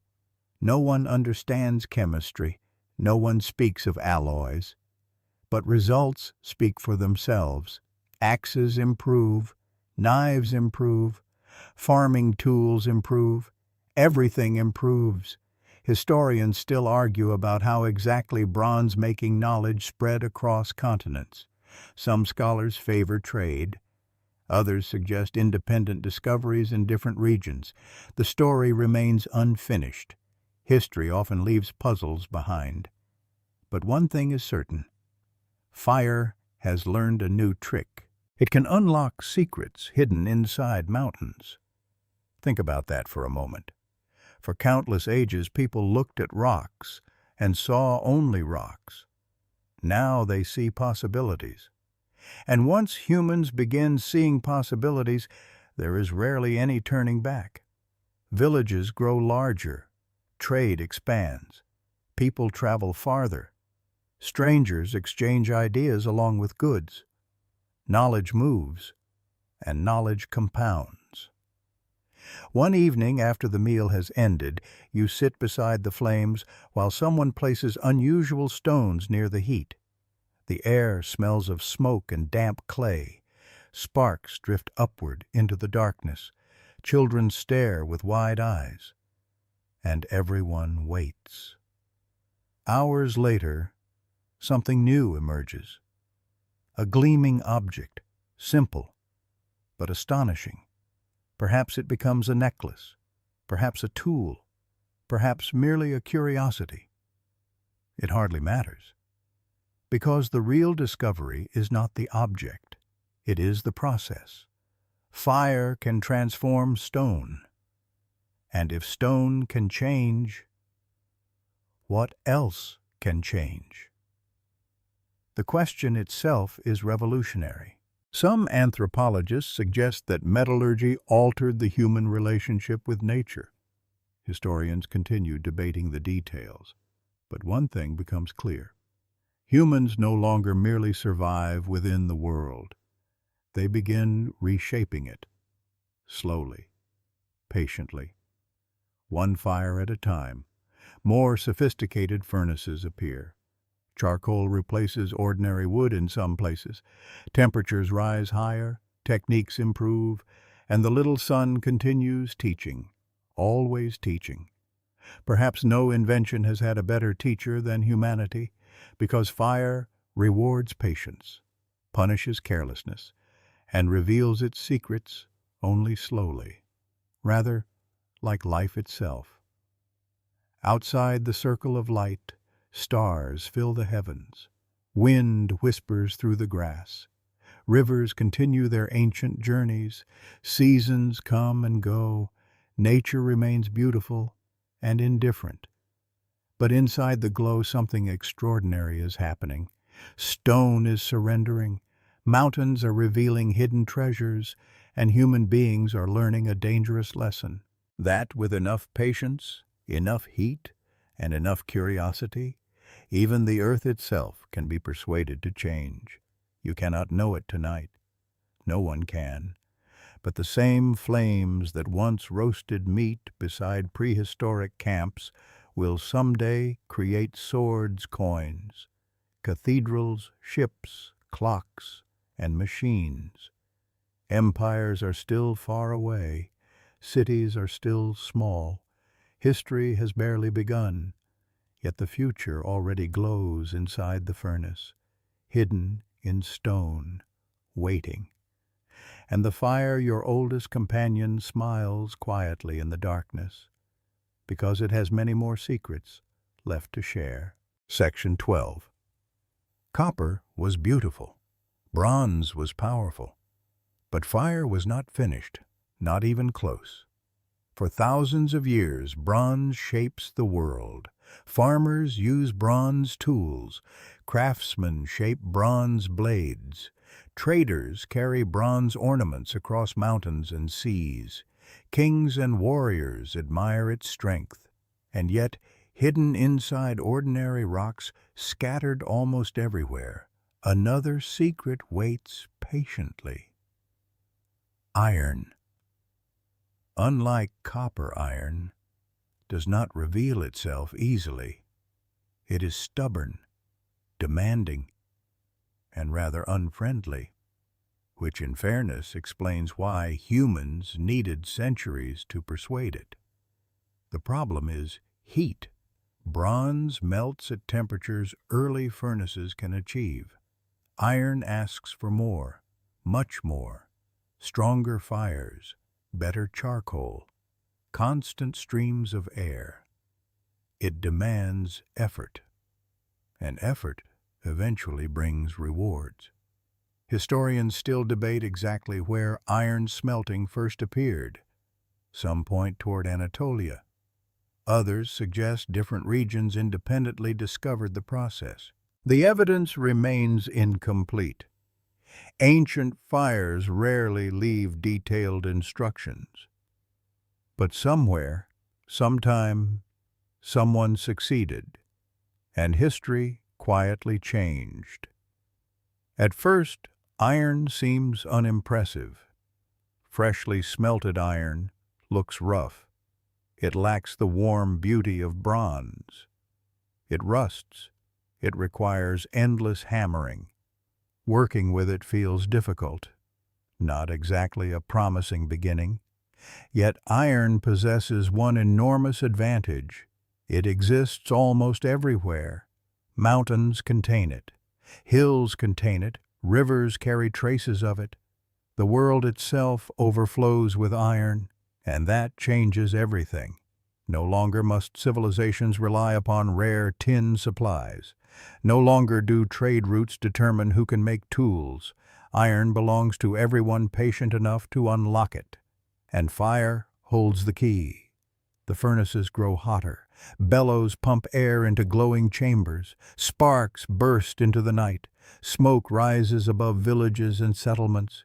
Men and women work beside unbearable heat, their faces illuminated by orange light.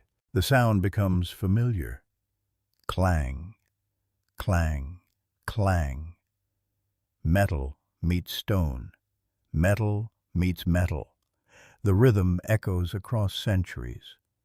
Modern archaeologists have discovered ancient furnaces blackened by endless fires.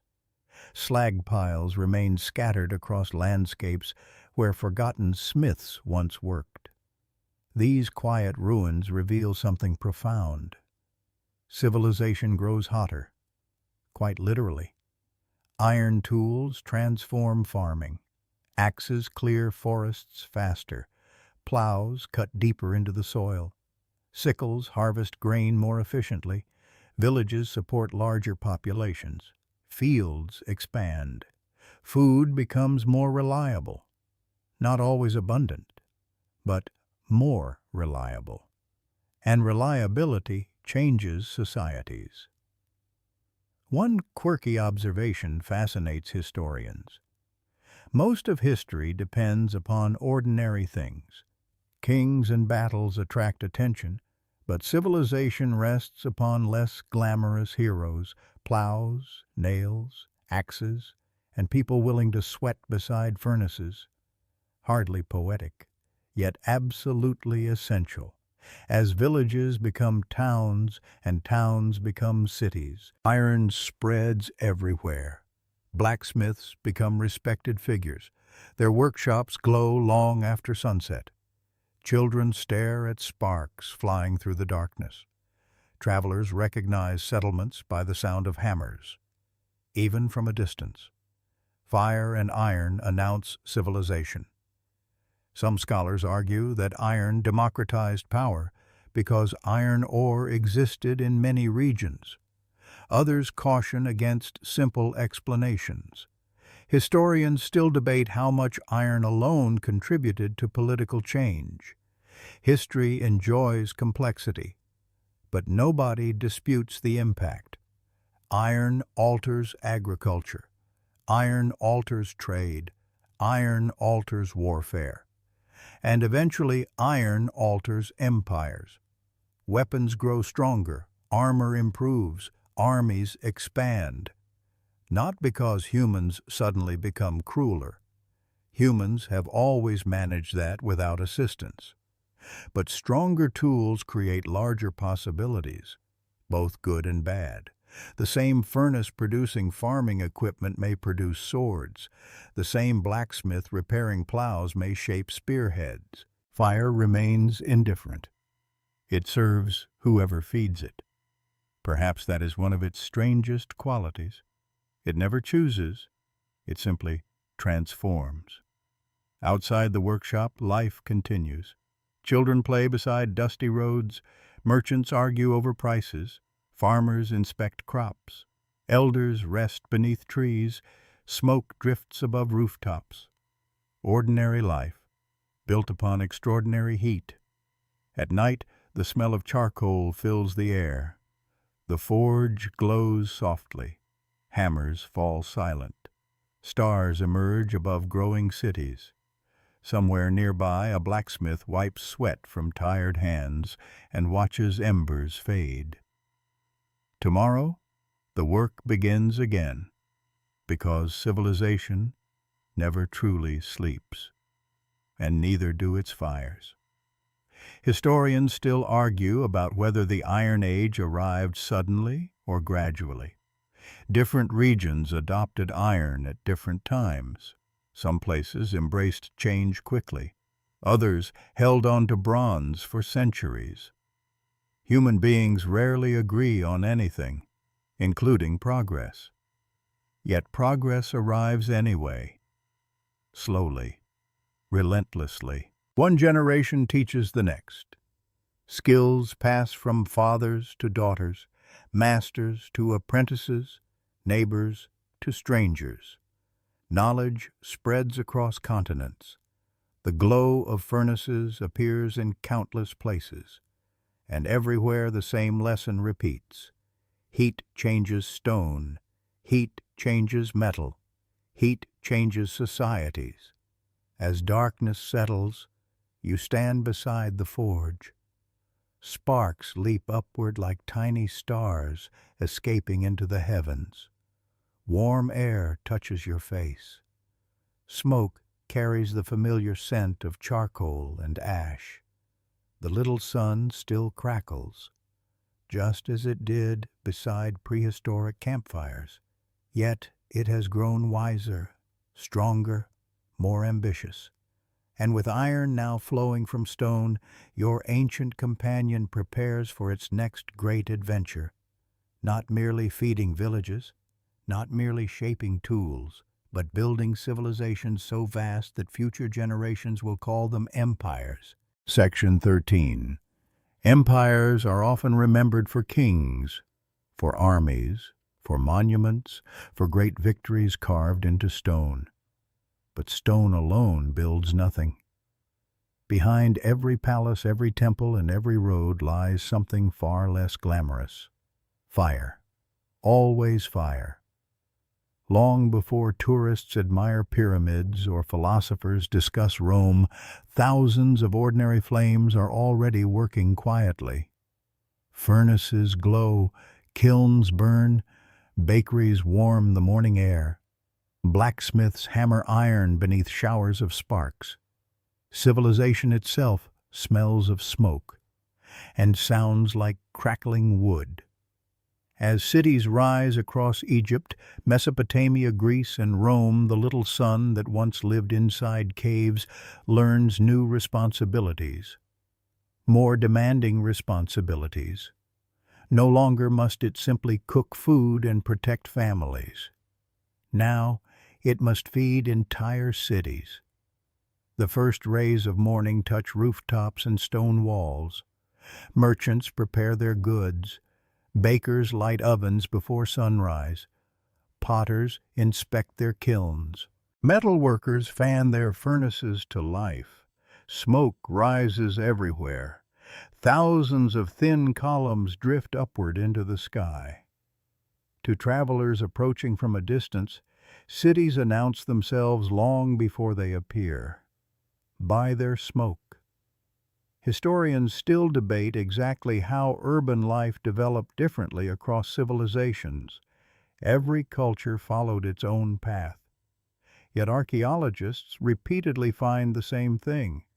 Hearths, furnaces, kilns, ash, the fingerprints of fire. Ancient Egypt depends upon it. Bricks dry beneath the sun, but massive ovens strengthen materials. Copper and gold are refined. Bread ovens feed workers. Glassmakers experiment with sand and heat. And somewhere beneath the desert sun, countless fires burn, quietly supporting greatness. One curious detail fascinates historians. The workers who built the pyramids ate enormous quantities of bread and beer. Both depended heavily upon fire. Even monuments dedicated to eternity require ordinary ovens, which feels strangely comforting. Greatness often begins in kitchens. Across the Mediterranean, Greek cities flourish. Potters create beautiful ceramics inside carefully controlled kilns.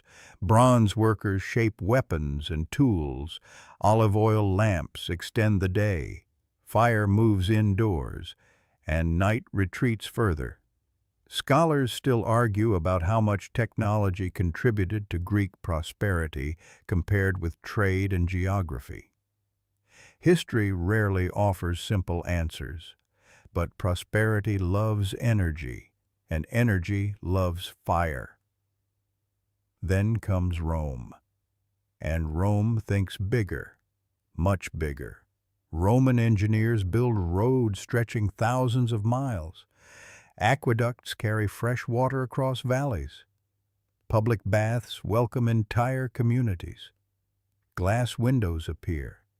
Brick factories multiply. All of it demands heat. All of it demands fuel. All of it demands fire. Thousands upon thousands of fires, day and night. The smell of baking bread fills Roman streets before sunrise. Blacksmiths repair tools. Potters shape vessels. Lime kilns produce materials for concrete. Brick ovens support endless construction. Even the mighty Colosseum owes part of its existence to flames hidden inside furnaces. A quirky fact still surprises many historians. Roman concrete, one of the most remarkable building materials in history, depended upon lime created through intense heat. Without fire, many Roman structures would never have existed. Quite remarkable. Empires are held together by chemistry, though Roman politicians probably preferred grander explanations. Meanwhile, ordinary families gather around household hearths, much like their ancestors gathered around prehistoric campfires. Children still sit beside warmth. Meals still cook slowly. Stories still fill the evenings. Some things never change. And perhaps that is beautiful. Historians still debate how much daily life differed between ancient civilizations, but one truth remains surprisingly constant. People seek warmth. People seek light. People gather. The little sun continues doing what it has always done, bringing people together. Outside city walls, forests begin disappearing. Wood consumption grows enormous. Entire landscapes change.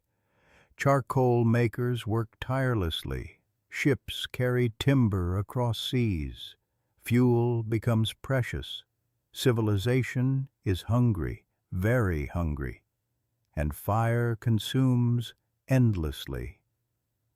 Some scholars suggest environmental pressures influence the rise and fall of ancient powers. Others believe politics and economics mattered more. The debate continues.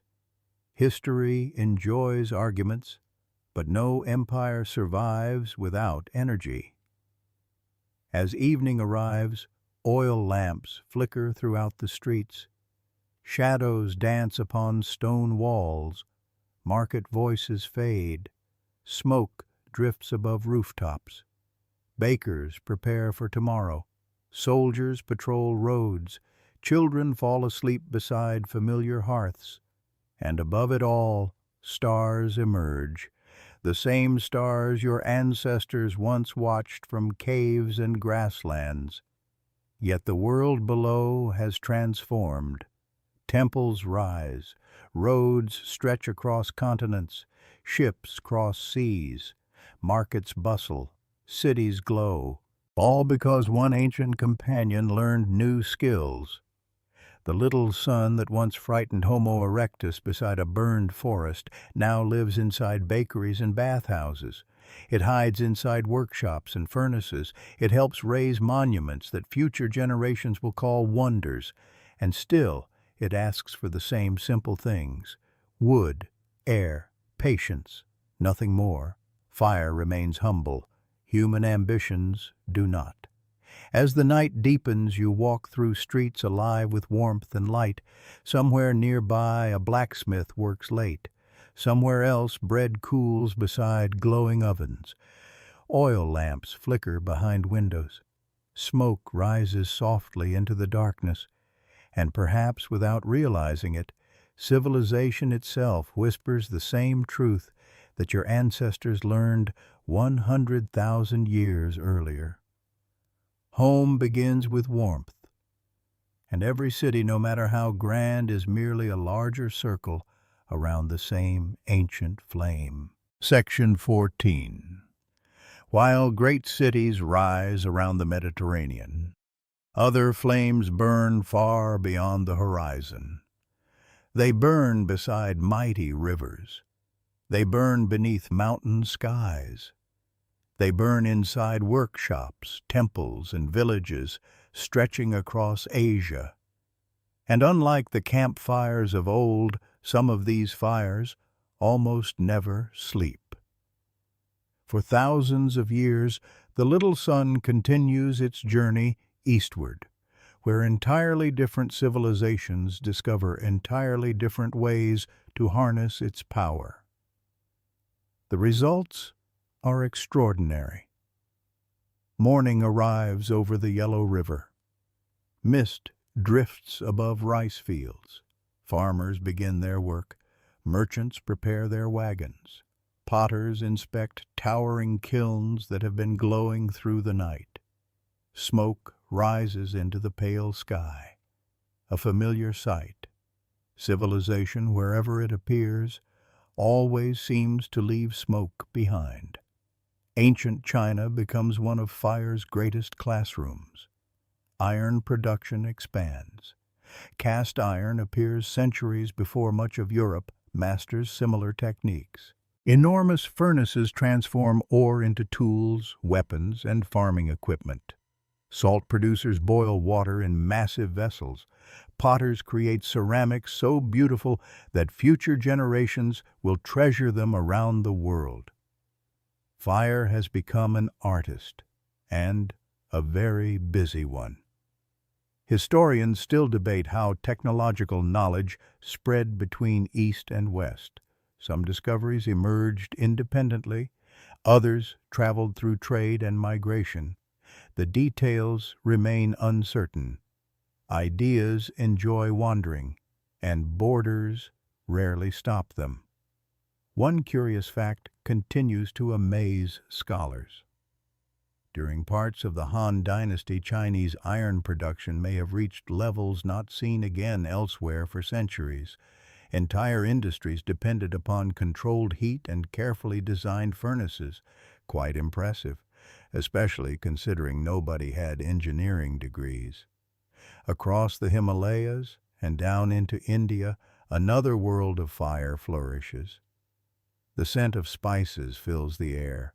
Rivers support thriving communities. Blacksmiths work beneath shaded roofs. Copper, iron, and steel emerge from glowing furnaces. And among these achievements appears something remarkable. Wootz steel, a metal so prized that traders carry it across continents. Centuries later, it will contribute to the legendary Damascus blades admired throughout the world. Not bad for rocks and charcoal. Fire seems to enjoy surprising people. Scholars still argue over exactly how ancient metallurgists discovered these techniques. Some believe generations of experimentation slowly improved results. Others suspect certain regions possessed unique advantages. The answers remain hidden. But the craftsmanship survives.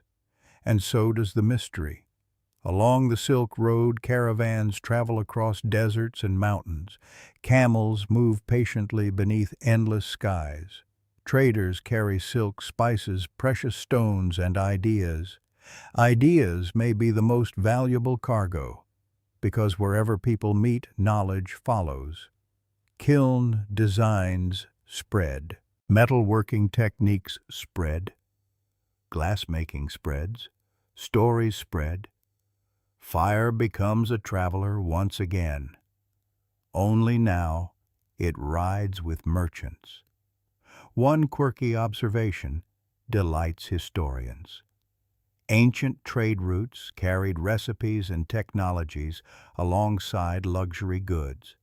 Somewhere, perhaps, two strangers sharing tea beside a campfire exchanged an idea that changed history. Human civilization occasionally advances through conversation. Quite a charming possibility.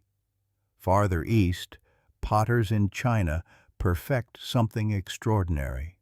Porcelain, what begins as ordinary clay, enters immense kilns heated to incredible temperatures. Days pass. Heat transforms simple earth into something smooth, elegant, and almost translucent. Magic, some might have thought.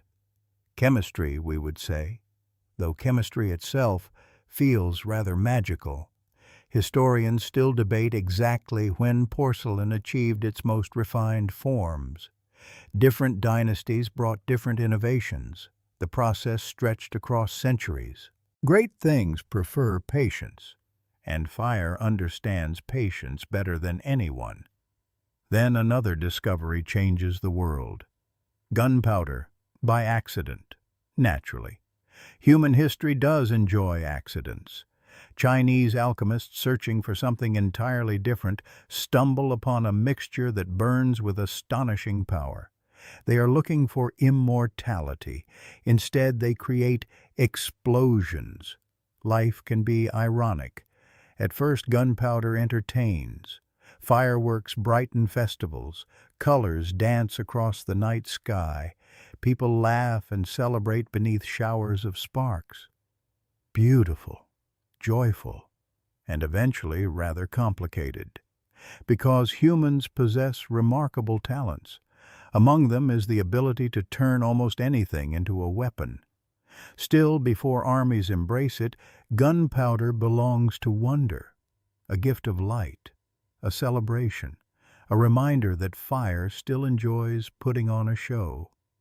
Outside workshops and cities, ordinary families gather around hearths just as their ancestors always have. Rice cooks slowly. Tea warms gently. Children listen to stories. Grandparents smile beside familiar warmth.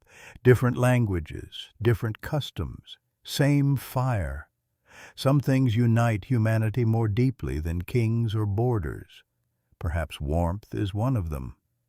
As night falls across Asia, millions of tiny flames flicker beneath the stars. Smoke rises above villages and great cities alike. Kilns continue glowing. Blacksmiths hammer iron, merchants rest beside campfires, monks light candles inside quiet temples, and somewhere along the Silk Road, strangers sit together beneath the moon. They share food, they share stories, and perhaps they share ideas. Because the little son that once lived in prehistoric camps has become something greater, a teacher, a craftsman, a traveler. Its endless fires connect worlds that have never seen one another. And though no one realizes it yet, these glowing bridges of knowledge are preparing humanity for a new age, an age when wood itself will no longer satisfy the hunger of civilization, because soon fire will discover a new food, one buried beneath the earth for hundreds of millions of years. Section 15. For thousands of years, civilization feeds its oldest companion with wood. Forests disappear one branch at a time. Trees become charcoal. Charcoal becomes heat. Heat becomes bread bricks, tools, and cities. It is a familiar cycle. And like all familiar things, people assume it will last forever. It will not. Because civilizations are hungry, very hungry, and hunger has a way of growing. Morning arrives over Europe beneath gray skies. Chimneys release thin streams of smoke. Blacksmiths awaken their furnaces. Bakers prepare their ovens. Shipbuilders shape timber beside crowded ports. Everywhere fires burn, and every fire asks for the same thing: more wood, more trees, more fuel. For centuries, forests answer patiently, but patience has limits. Historians still debate how severe Europe's timber shortages became in different regions. Some places suffered greatly. Others managed resources more carefully. Yet by the late medieval period and beyond, the demand for fuel had become enormous. Civilization consumes. That is one of its habits. Ships require timber. Homes require timber. Furnaces require charcoal. Glassmakers require fuel. Salt makers require fuel. Brick makers require fuel. Everything requires fire, and fire requires food. Entire hillsides become bare. Wood grows more expensive. People travel farther to find suitable trees. Some kingdoms pass laws protecting forests. Others simply hope for the best. Hope, unfortunately, is not a renewable resource. Then people remember something strange: black stones, stones that burn. For centuries, curious pieces of coal have been noticed along riverbanks and exposed hillsides. Sometimes they are ignored. Sometimes they are collected. Occasionally they are used. But now necessity changes everything. People begin feeding fire with stone, and fire approves. The first experience feels almost unnatural. Wood crackles cheerfully. Coal behaves differently. It burns longer, hotter, dirtier. Thick smoke rises into the sky. Strange smells fill the air. Unpleasant, perhaps, but powerful. Very powerful. Modern historians still debate exactly when coal became widespread in Europe. Different regions adopted it at different times. China had already used coal in certain areas centuries earlier. Yet eventually, the black stone begins transforming entire societies. Because buried inside coal lies ancient sunlight. Quite literally. Plants that lived hundreds of millions of years earlier captured energy from the sun. They died. They sank beneath swamps. Time and pressure changed them. And now, unimaginably ancient forests return as fuel. Nature enjoys long stories. One quirky fact continues to amaze geologists.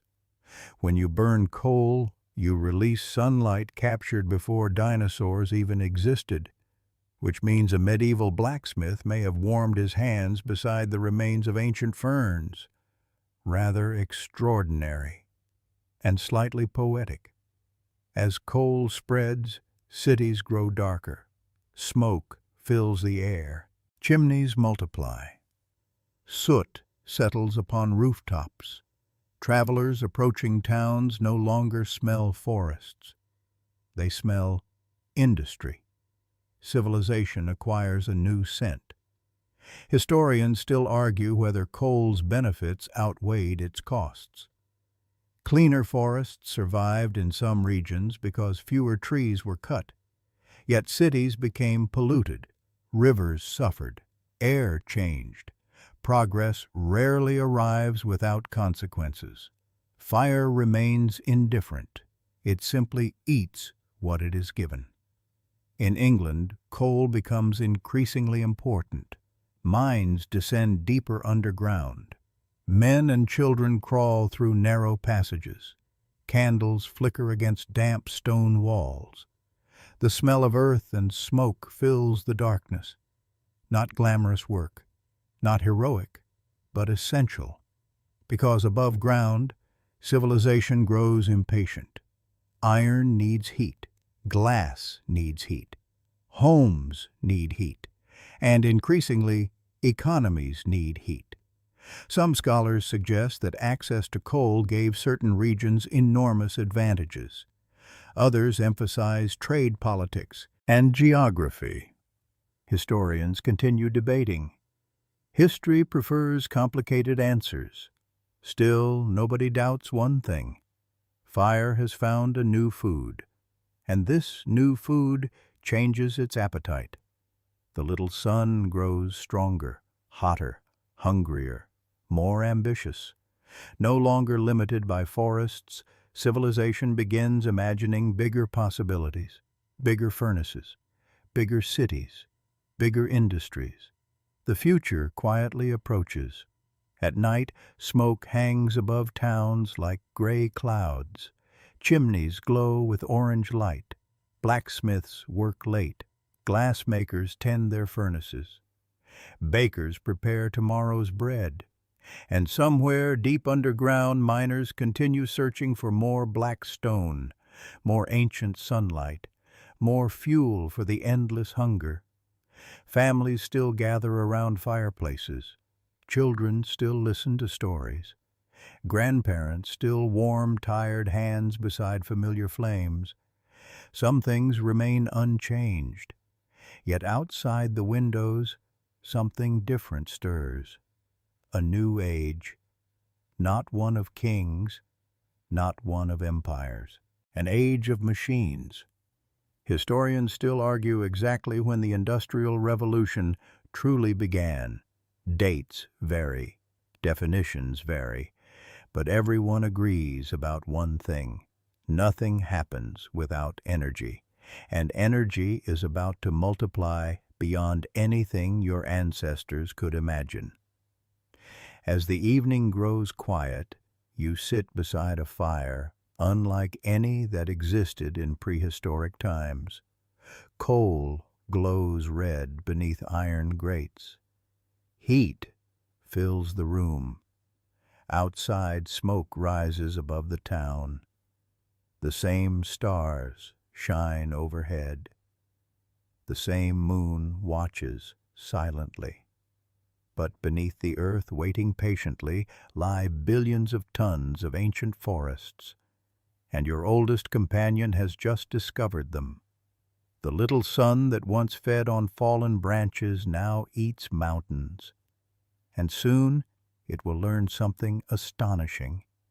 How to move. Section 16. For 100,000 years, fire has done many things. It has cooked. It has protected. It has gathered families. It has forged metals. It has built cities. But it has always remained where humans placed it. Inside hearths. Inside furnaces. Inside kilns. Contained, patient, stationary. And then, quite suddenly by historical standards, fire learns how to move. Or rather, humans learn how to turn heat into motion. And the world changes forever. It begins with a simple problem. water. More specifically, water inside mines. As coal miners dig deeper beneath the earth, underground tunnels flood constantly. Buckets and pumps struggle to keep up. Valuable coal lies hidden beneath rising water. Something must change. Necessity, as usual, becomes an inventor. Historians still debate which individuals deserve the most credit for developing steam technology. Thomas Newcomb and James Watt and many others improved earlier ideas. Like most revolutions, this one has many parents, and very few of them knew how famous they would become. The principle itself is surprisingly simple. Heat water, create steam. Let pressure do the work. Simple, yet astonishing. Fire no longer merely produces warmth, it creates movement. The first steam engines are awkward machines. Large, heavy, inefficient. They hiss and groan like strange animals waking from sleep. Pipes rattle, pistons move. Steam escapes with angry whistles. Not elegant, but effective. Quite effective. One quirky observation made by historians is that early steam engines seemed almost alive to people who had never seen machines move themselves. Imagine witnessing metal breathing, hissing, and pushing enormous weights without horses. Rather unsettling, and deeply impressive. Coal feeds the fire. Fire heats water. Steam pushes pistons. And suddenly ancient sunlight begins doing physical labor. Humanity has discovered mechanical muscles. The possibilities multiply rapidly. Factories appear, not the cheerful kind, at least not always. Rows of spinning machines fill enormous buildings. Smoke rises from tall chimneys. Workers arrive before dawn. The sound never truly stops. Clatter, bang, whistle, the rhythm of industry. Historians still argue whether the Industrial Revolution improved life immediately or gradually. For many workers, conditions were harsh. Cities became crowded. Pollution increased. Yet production expanded. Transportation improved. Economies transformed. Progress once again proves complicated. Fire remains unconcerned. It serves whoever feeds it. Textiles emerge from machines faster than human hands can weave. Iron production explodes, goods become cheaper, markets grow larger. And then the steam engine leaves the factory, literally, onto rails. The locomotive appears, and suddenly distance begins shrinking. Morning fog hangs above the countryside. A whistle echoes through the air. Steam rises into the sky. Iron wheels turn. Massive machines pull impossible loads across landscapes once conquered only by horses. People stare in disbelief. And who could blame them? For countless generations, speed belonged to animals. Now, speed belongs to fire. James Watt and other inventors refine the steam engine, improving efficiency and reliability. Historians continue debating which innovations mattered most. But one fact remains undeniable. Civilization accelerates. Rapidly. A curious detail still delights historians. Passengers riding early trains often feared the human body might not survive such incredible speeds. 30 miles per hour seemed outrageous. Quite amusing today, though perhaps future generations will laugh at us as well. Steamships follow, rivers become highways, oceans shrink. Trade expands. Wooden sailing vessels give way to iron giants powered by roaring furnaces below deck. No wind required. Fire becomes the wind. Entire nations transform. Coal mines deepen. Steel production rises. Cities grow larger. Bridges span rivers. Railroads connect continents. Everywhere smoke. Everywhere steam. Everywhere motion. Some scholars argue that the Industrial Revolution represented the greatest transformation in human history since agriculture. Others point to electricity or the digital age. Historians enjoy such debates, but all agree nothing feels the same afterward. Even time changes. Factories demand schedules. Railroads require precise clocks. Human lives begin moving to the rhythm of machines. Tick, whistle, shift change. Humanity becomes synchronized. An odd development, yet strangely inevitable. Outside the factories, ordinary life continues. Families gather for meals, children play, grandparents tell stories. Fireplaces still glow warmly in homes. The ancient campfire survives. It always survives. But outside those homes, another fire now roars, larger, louder, hungrier. Its breath rises from factory chimneys. Its heartbeat echoes through steam engines. Its strength moves trains and ships. Its appetite consumes mountains of coal. And still it wants more. As evening settles over an industrial city, gas lamps illuminate crowded streets. Smoke hangs beneath the stars. Locomotives hiss softly at distant stations. Factory whistles fade into silence. For now, workers return home, hands stained with soot, faces tired, bodies weary. And somewhere inside every machine hidden beneath iron and steam, your oldest companion continues its journey. The same fire that once frightened Homo erectus beside a burned forest now pulls trains across continents. Not bad.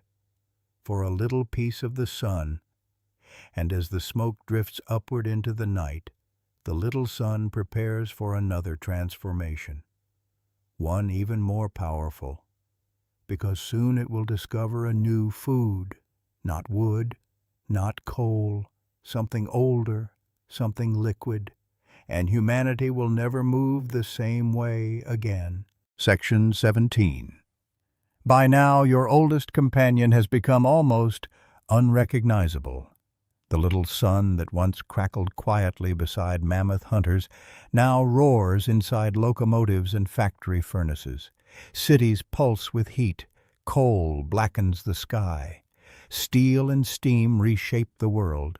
And yet fire is still hungry. Always hungry. Coal made the Industrial Revolution possible. But coal has limitations. It is heavy. It is dirty. And moving mountains of black stone from place to place requires enormous effort. Humanity begins searching for something better, something richer, something easier to transport, something hidden deep beneath the earth. And once again, nature has been preparing the answer for millions of years. Oil, liquid sunlight, ancient oceans, ancient algae, ancient life itself compressed beneath unimaginable pressure. The earth remembers everything, even dead seas. Historians still debate who truly launched the oil age. Some point to Edwin Drake's famous well in Pennsylvania in 1859. Others remind us that oil seepages had been used for thousands of years. History rarely begins with a single moment. But eventually everything changes. At first, oil means light. Kerosene lamps illuminate homes and streets. Evening becomes brighter. Shops remain open longer. Families read after sunset. Cities glow in ways previous generations could scarcely imagine. The night grows smaller. Again. Fire continues pushing darkness away. Then comes another revolution. A small explosion. Inside a cylinder. Controlled. Repeated. Powerful. The internal combustion engine is born. Not exactly a poetic name, but revolutionary nonetheless. Historians still argue over which inventors deserve the most credit. Nicholas Otto Karl Benz, Rudolf Diesel, and many others contribute to the story. Innovation prefers teamwork, even when history remembers only a few names. Unlike steam engines, these new machines are compact, efficient, mobile. Fire no longer needs giant boilers and endless coal. Now it rides inside vehicles, quietly exploding thousands of times each minute. A remarkable thought: tiny controlled storms beneath metal hoods. One quirky fact continues to delight engineers. Every car engine contains hundreds of miniature explosions every minute. Under ordinary circumstances, explosions are things humans avoid. Yet somehow we decided to sit on top of them and drive to the grocery store. Human beings are wonderfully strange creatures. Cars spread rapidly, roads expand, distances shrink once more. Horse-drawn wagons disappear from city streets. Dusty roads become highways, villages connect. Families travel farther than their ancestors could ever imagine. Freedom acquires wheels, and fire rides with you. Then comes the airplane, which must have seemed absurd. After all, humans belong on the ground. Birds own the sky, or so everyone assumed. But fire has always enjoyed proving assumptions wrong. Engines roar, propellers spin, machines rise, and suddenly oceans no longer separate civilizations. They merely delay them. Historians still debate which invention changed daily life more dramatically, automobiles or aircraft. The answer depends upon perspective. History enjoys refusing simple questions. But nobody doubts the scale of change. Cities grow upward, skyscrapers rise, electric grids spread, factories expand, suburbs appear. Entire societies reorganize themselves around mobility, and beneath everything lies oil. Some scholars argue that the 20th century was defined by petroleum. Others emphasize electricity, communications, or politics. But energy touches everything. Energy always does. The smell of gasoline becomes familiar. Engines hum through the streets. Neon signs illuminate the evening. Radios fill homes with voices from distant places. Refrigerators preserve food. Elevators climb impossible heights. The modern city emerges, not from stone, not from kings, from energy, from invisible fire. And yet, this age brings complications, many complications. Wars reshape continents. Competition for resources intensifies. Smoke fills the skies. Rivers suffer. Cities expand faster than nature can adapt. Progress remains untidy. Fire remains indifferent. It simply answers human desires, sometimes wisely, sometimes not. As evening settles over the 20th century, lights appear everywhere. Cars move through crowded streets. Aircraft cross the heavens. Ships carry goods between continents. Factories hum through the night. Human civilization no longer sleeps. Neither does its fire. A curious irony appears. People begin seeing less and less of the flames themselves. The campfire disappears. The hearth grows smaller. Fire hides inside engines, inside furnaces, inside power stations. Its presence becomes invisible, yet it surrounds you more completely than ever before. Strange, isn't it? The closer humanity grows to fire, the less often it sees it. Still, ancient instincts remain. Families gather in warm kitchens. Children roast marshmallows over campfires. People sit beside fireplaces during winter evenings. And no matter how modern life becomes dancing flames, continue mesmerizing human eyes. Some memories run deeper than language. Outside, the city glows beneath countless lights. cars stream through the darkness. Aircraft blink overhead like artificial stars. The smell of rain mixes with gasoline and warm pavement. And somewhere inside every engine hidden from sight, the little sun continues its journey, not as a campfire, not as a furnace, but as thousands of tiny explosions, patient, faithful, still carrying humanity forward. And soon your oldest companion will become stranger still, because the next age will hide fire so completely that most people will forget it exists at all. Yet it will remain, everywhere, invisible. Section 18. By now the little sun has become shy, not weaker, not less important, simply harder to see. For 100,000 years people watched fire dance before their eyes. They smelled the smoke, they heard the crackling wood, they felt the warmth against their skin. But somewhere along the journey fire disappeared, or at least it seemed to. Look around. Most modern homes contain no open flames. Streets shine without torches. Entire cities glow through the night without smoke rising above every rooftop. And yet your oldest companion has never been busier. It has simply moved out of sight. Morning arrives in a modern city. Elevators hum quietly. Coffee machines begin their work. Trains glide beneath crowded streets. Computers awaken. Millions of lights push back the darkness. Everything feels effortless, almost magical. But magic has always been another name for things we forget to notice. Historians often describe electricity as one of humanity's greatest achievements. Yet electricity itself is not a source of energy. It is a messenger, and messengers need something to carry. That something is still fire, just hidden.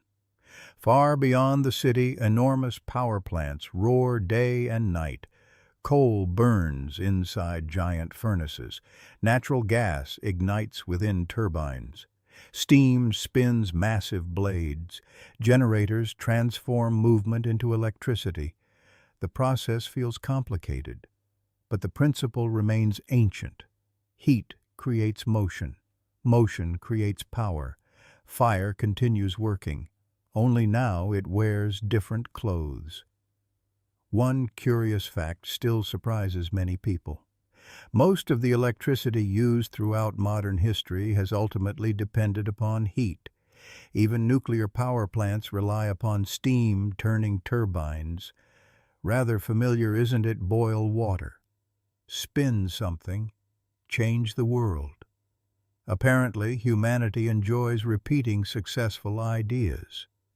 Historians still debate which energy systems will dominate the future. Some emphasize renewables. Others point toward nuclear technologies or emerging innovations. The story remains unfinished, but energy itself never disappears. It merely changes forms. Fire understands transformation better than anyone. Inside massive gas turbines, temperatures soar beyond imagination. Engineers design materials capable of surviving incredible heat. Entire cities depend upon systems most people never see, invisible giants working quietly.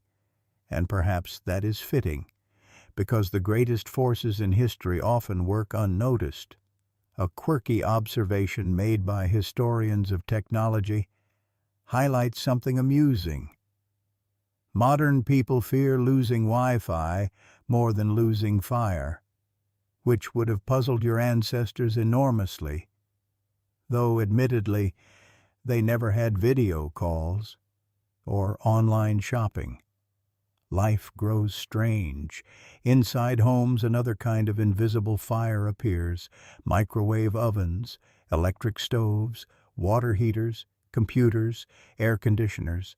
Everything hums softly, nothing crackles, nothing smells of smoke. And yet energy flows everywhere, like blood through invisible veins. Some scholars argue that modern civilization's greatest achievement is not the invention of electricity itself, but the ability to distribute energy over enormous distances. Historians continue debating the details, but everyone agrees civilization has become astonishingly interconnected, and connection requires power, always power.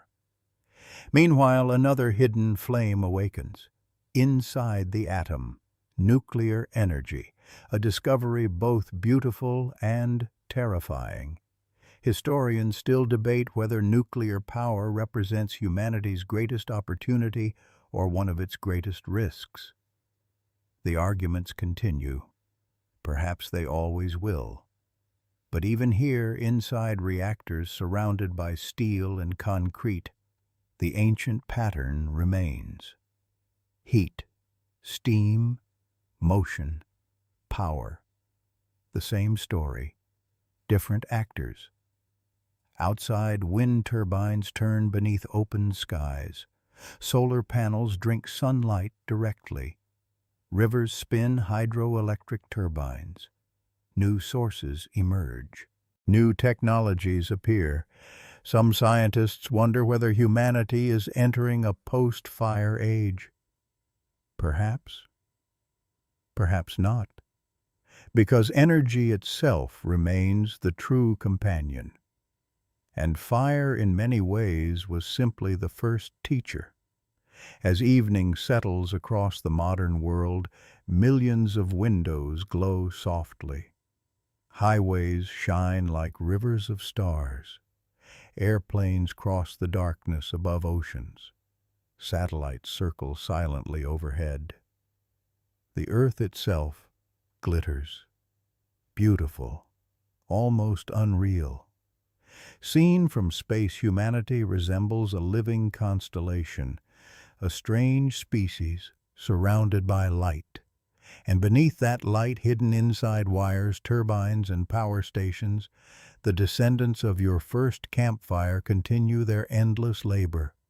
No smoke reaches your nose, no sparks touch your skin, but they are there, always there, ancient companions disguised as modern miracles.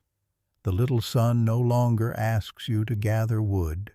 It no longer demands that someone guard embers through the night. Its work has become automatic, anonymous, invisible, perhaps too invisible, because people rarely think about what keeps their world alive until the lights go out. Then something ancient awakens.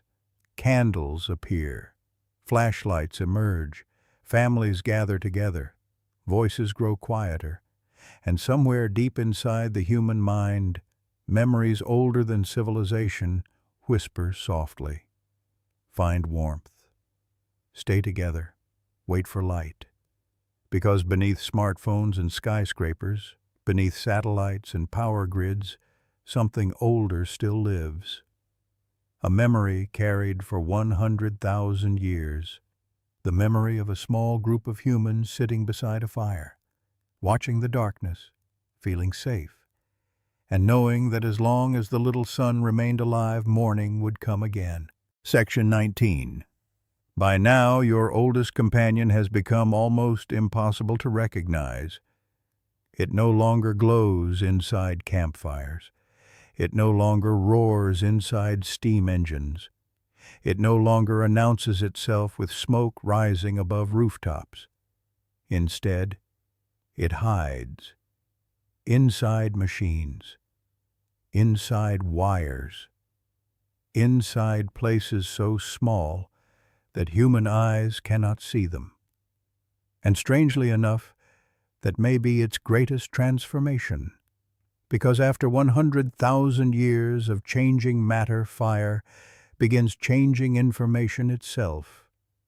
Morning arrives quietly, not with the sound of blacksmiths, not with the whistles of factories, but with soft electronic chimes.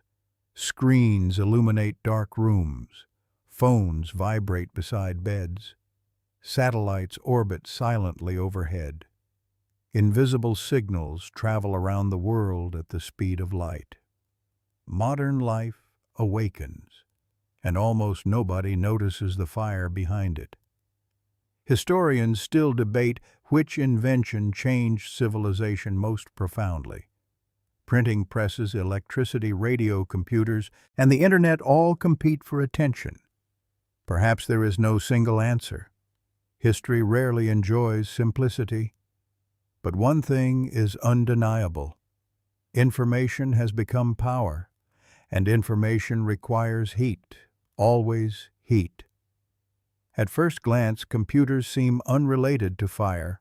After all, they do not crackle. They do not smell of smoke. Nobody gathers around laptops to roast meat, though some devices become warm enough to try, quite unintentionally.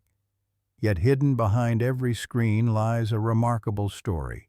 Silicon, ordinary sand, one of the most common materials on Earth. Hardly exciting, until humans expose it to extraordinary temperatures. Modern scientists purify silicon using intense heat. Factories create environments cleaner than operating rooms. Furnaces reach temperatures beyond anything your ancestors could imagine. And from sand emerge microchips, tiny worlds, tiny cities, tiny miracles. Historians of technology often point out that modern semiconductor factories rank among the most sophisticated creations in human history. Their complexity would appear magical to previous generations, and perhaps magic is simply advanced engineering with excellent marketing. One curious fact delights engineers. The chips inside your devices contain billions of transistors. More switches exist inside a single processor than there are people alive on Earth. Remarkable, and slightly absurd. But fire helped create every one of them. Without extreme heat, no silicon wafers. Without silicon wafers, no computers. Without computers, no internet. Without the internet, this story never reaches your ears. Quite a chain of events. Historians still argue whether the information age rivals the Industrial Revolution in importance. Some believe digital technologies represent a new chapter. Others see them as a continuation of older trends. History once again refuses easy labels, but change arrives regardless. Fiber optic cables stretch beneath oceans. Data centers hum quietly across continents. Servers process unimaginable quantities of information. Artificial intelligence begins learning patterns hidden within oceans of data. And everywhere, energy flows. Invisible, constant, faithful. A quirky observation made by computer scientists often raises smiles. Modern processors generate so much heat that engineers spend enormous effort removing it. Humanity's most advanced machines constantly struggle with the same problem faced by ancient cooks: too much heat. Apparently, some challenges are timeless. Data centers resemble strange cathedrals of the modern age. Endless rows of machines blink softly in cooled rooms. Fans hum, lights flash. Information moves endlessly, night and day, never sleeping, much like the first keepers of embers. Some scholars argue that artificial intelligence may become one of humanity's greatest inventions. Others urge caution. Historians of the future will likely debate our age just as modern historians debate ancient empires. The story remains unfinished, as all living stories do. Yet one truth feels strangely poetic. Even intelligence carries the fingerprints of fire. The same force that once cooked mammoth meat now helps train machines to recognize faces, translate languages, and compose music. Not bad for a little piece of the sun. Outside, cities glow beneath the night sky. Satellites blink overhead. Cars navigate highways. Airplanes cross oceans. Billions of people share ideas instantly. The entire world has become connected, and beneath that connection lies energy. Ancient energy, modern energy, the descendants of a prehistoric campfire, sometimes hidden inside turbines, sometimes hidden inside reactors, sometimes hidden inside tiny chips no larger than a fingernail, but always present, always working, always transforming. Historians still debate what comes next. Quantum computers, fusion energy, artificial general intelligence, technologies not yet imagined. No one knows. The future remains mysterious. Perhaps that is part of its beauty. As evening settles, you sit before a glowing screen. Warm light touches your face. Information flows endlessly around the world. Somewhere invisible machines process billions of instructions each second. And hidden inside those machines are the descendants of the same flames that once frightened Homo erectus beside a burned forest. 100,000 years have passed. Empires have risen and vanished. Languages have appeared and disappeared. Entire species have gone extinct. Yet your oldest companion remains, no longer merely fire, no longer merely energy, but something stranger, something astonishing. The little sun has become information, and tomorrow it will bring you back to where everything began, not in a city, not inside a machine, but beside a quiet flame, under the stars, just as your ancestors once did. Section 21. Quiet evening after 100,000 years of journeys, discoveries, and transformations, you sit beside a fire once again. Not because civilization has vanished, not because technology has failed, not because history has somehow reversed itself, but because some things never truly disappear.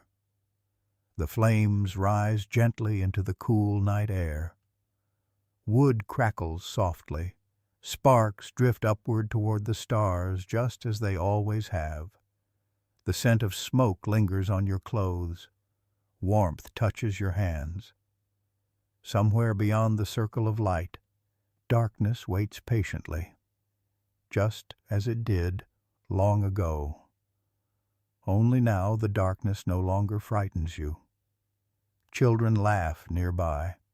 Someone places another log upon the fire. The branches hiss and pop.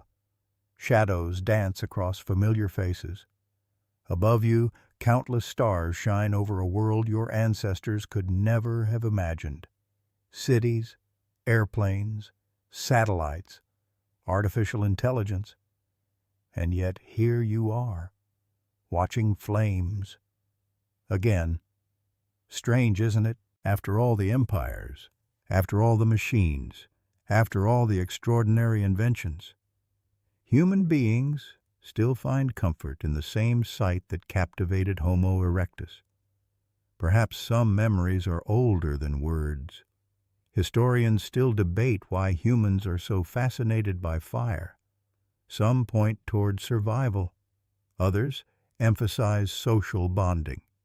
Psychologists study the calming effects of flickering light.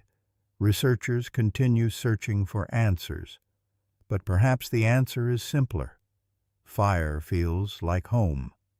Not because it belongs to civilization, because civilization belongs to it. One quirky study suggested that watching a fire lowers blood pressure and promotes relaxation. Scientists are still exploring the reasons. Yet anyone who has sat quietly beside dancing flames probably understands. Some things do not need complicated explanations. They simply feel right. The little sun has traveled a remarkable road. It protected frightened families beneath prehistoric skies. It cooked meals and changed bodies. It turned nights into gatherings. It guided hunters across frozen landscapes. It helped villages become cities. It revealed metals hidden inside mountains. It built roads and monuments. It spread along the Silk Road. It consumed coal and moved machines. It rode inside engines. It disappeared into power plants. And eventually, it helped create computers and artificial intelligence. Quite an adventure, especially for something that began as a wildfire. Outside the campfire's glow, modern life continues. Highways stretch across continents. Aircraft cross oceans. Satellites circle overhead. Data flows through invisible networks. Entire cities shine beneath the stars. And still, people gather around flames, backyard barbecues, fireplaces, candles, campfires, holiday celebrations, ancient rituals hiding inside modern lives. Perhaps your ancestors would understand more than we imagine. They would recognize the warmth. They would understand the laughter. They would know why everyone instinctively sits facing the fire. And perhaps they would smile, because after 100,000 years, their little son still lives, not merely in power plants and engines, but inside us. Some scholars suggest that civilization changes much faster than human nature. Historians continue debating how much of our ancient instincts remain. The evidence is complicated, but certain things endure. Warm food, familiar voices, gentle light, belonging. The oldest desires remain surprisingly unchanged. The fire crackles softly. Pop, whisper, pop. The sounds feel ancient, because they are. And somewhere deep inside your mind, beneath languages and memories and all the noise of modern life, something older awakens. Not fear, not hunger, recognition. Because part of you remembers. Part of you remembers sitting beneath strange stars. Part of you remembers listening for predators beyond the darkness. Part of you remembers stories told by elders whose names vanished long ago. Part of you remembers when every ember mattered, and perhaps that memory never truly left. It simply waited, waiting quietly beneath centuries, waiting beneath civilization itself, like glowing coals hidden beneath ashes, still alive, still warm, still human. The flames grow smaller. The night grows quieter. Someone yawns. Someone smiles. The stars continue their endless journey overhead, and slowly, without hurry, you lean back and simply watch the sparks disappear into the darkness. There is no need to rush now. Humanity has traveled far, very far. And somehow, after all this time, you have returned to the beginning, not to a throne, not to a machine, but to a circle of warmth, to familiar voices, to the oldest companion your species has ever known. And perhaps that is enough. The fire burns lower, the air grows cooler, the voices around you soften. Somewhere nearby, wood settles quietly into glowing embers. The smell of smoke drifts upward and disappears among the stars. The world beyond the light becomes peaceful and distant. There is nothing left to build tonight, nothing left to conquer, nothing left to invent. Those things can wait until morning. For now there is only the gentle warmth upon your hands and the soft rhythm of familiar sounds. Crackling wood, slow breathing, wind moving through the trees. Simple things, ancient things, comforting things. The same stars that watched over your ancestors still shine above you. They watched frightened hunters. They watched farmers and kings. They watched ships crossing oceans and machines crossing the sky. And tonight, they watch you quietly, patiently. Perhaps that is the greatest lesson of all. Through every age, through every triumph and every mystery, humanity has never truly walked alone, because beside you, in one form or another, has always been a little piece of the sun, faithful, warm, endlessly patient. And now, as the last sparks drift upward and disappear into the night, you allow your eyes to grow heavy. The darkness no longer belongs to predators. The darkness no longer feels cold, because somewhere deep inside your oldest memories know something wonderful. Morning will come. It always has. And it always will. End of script. Sleep well.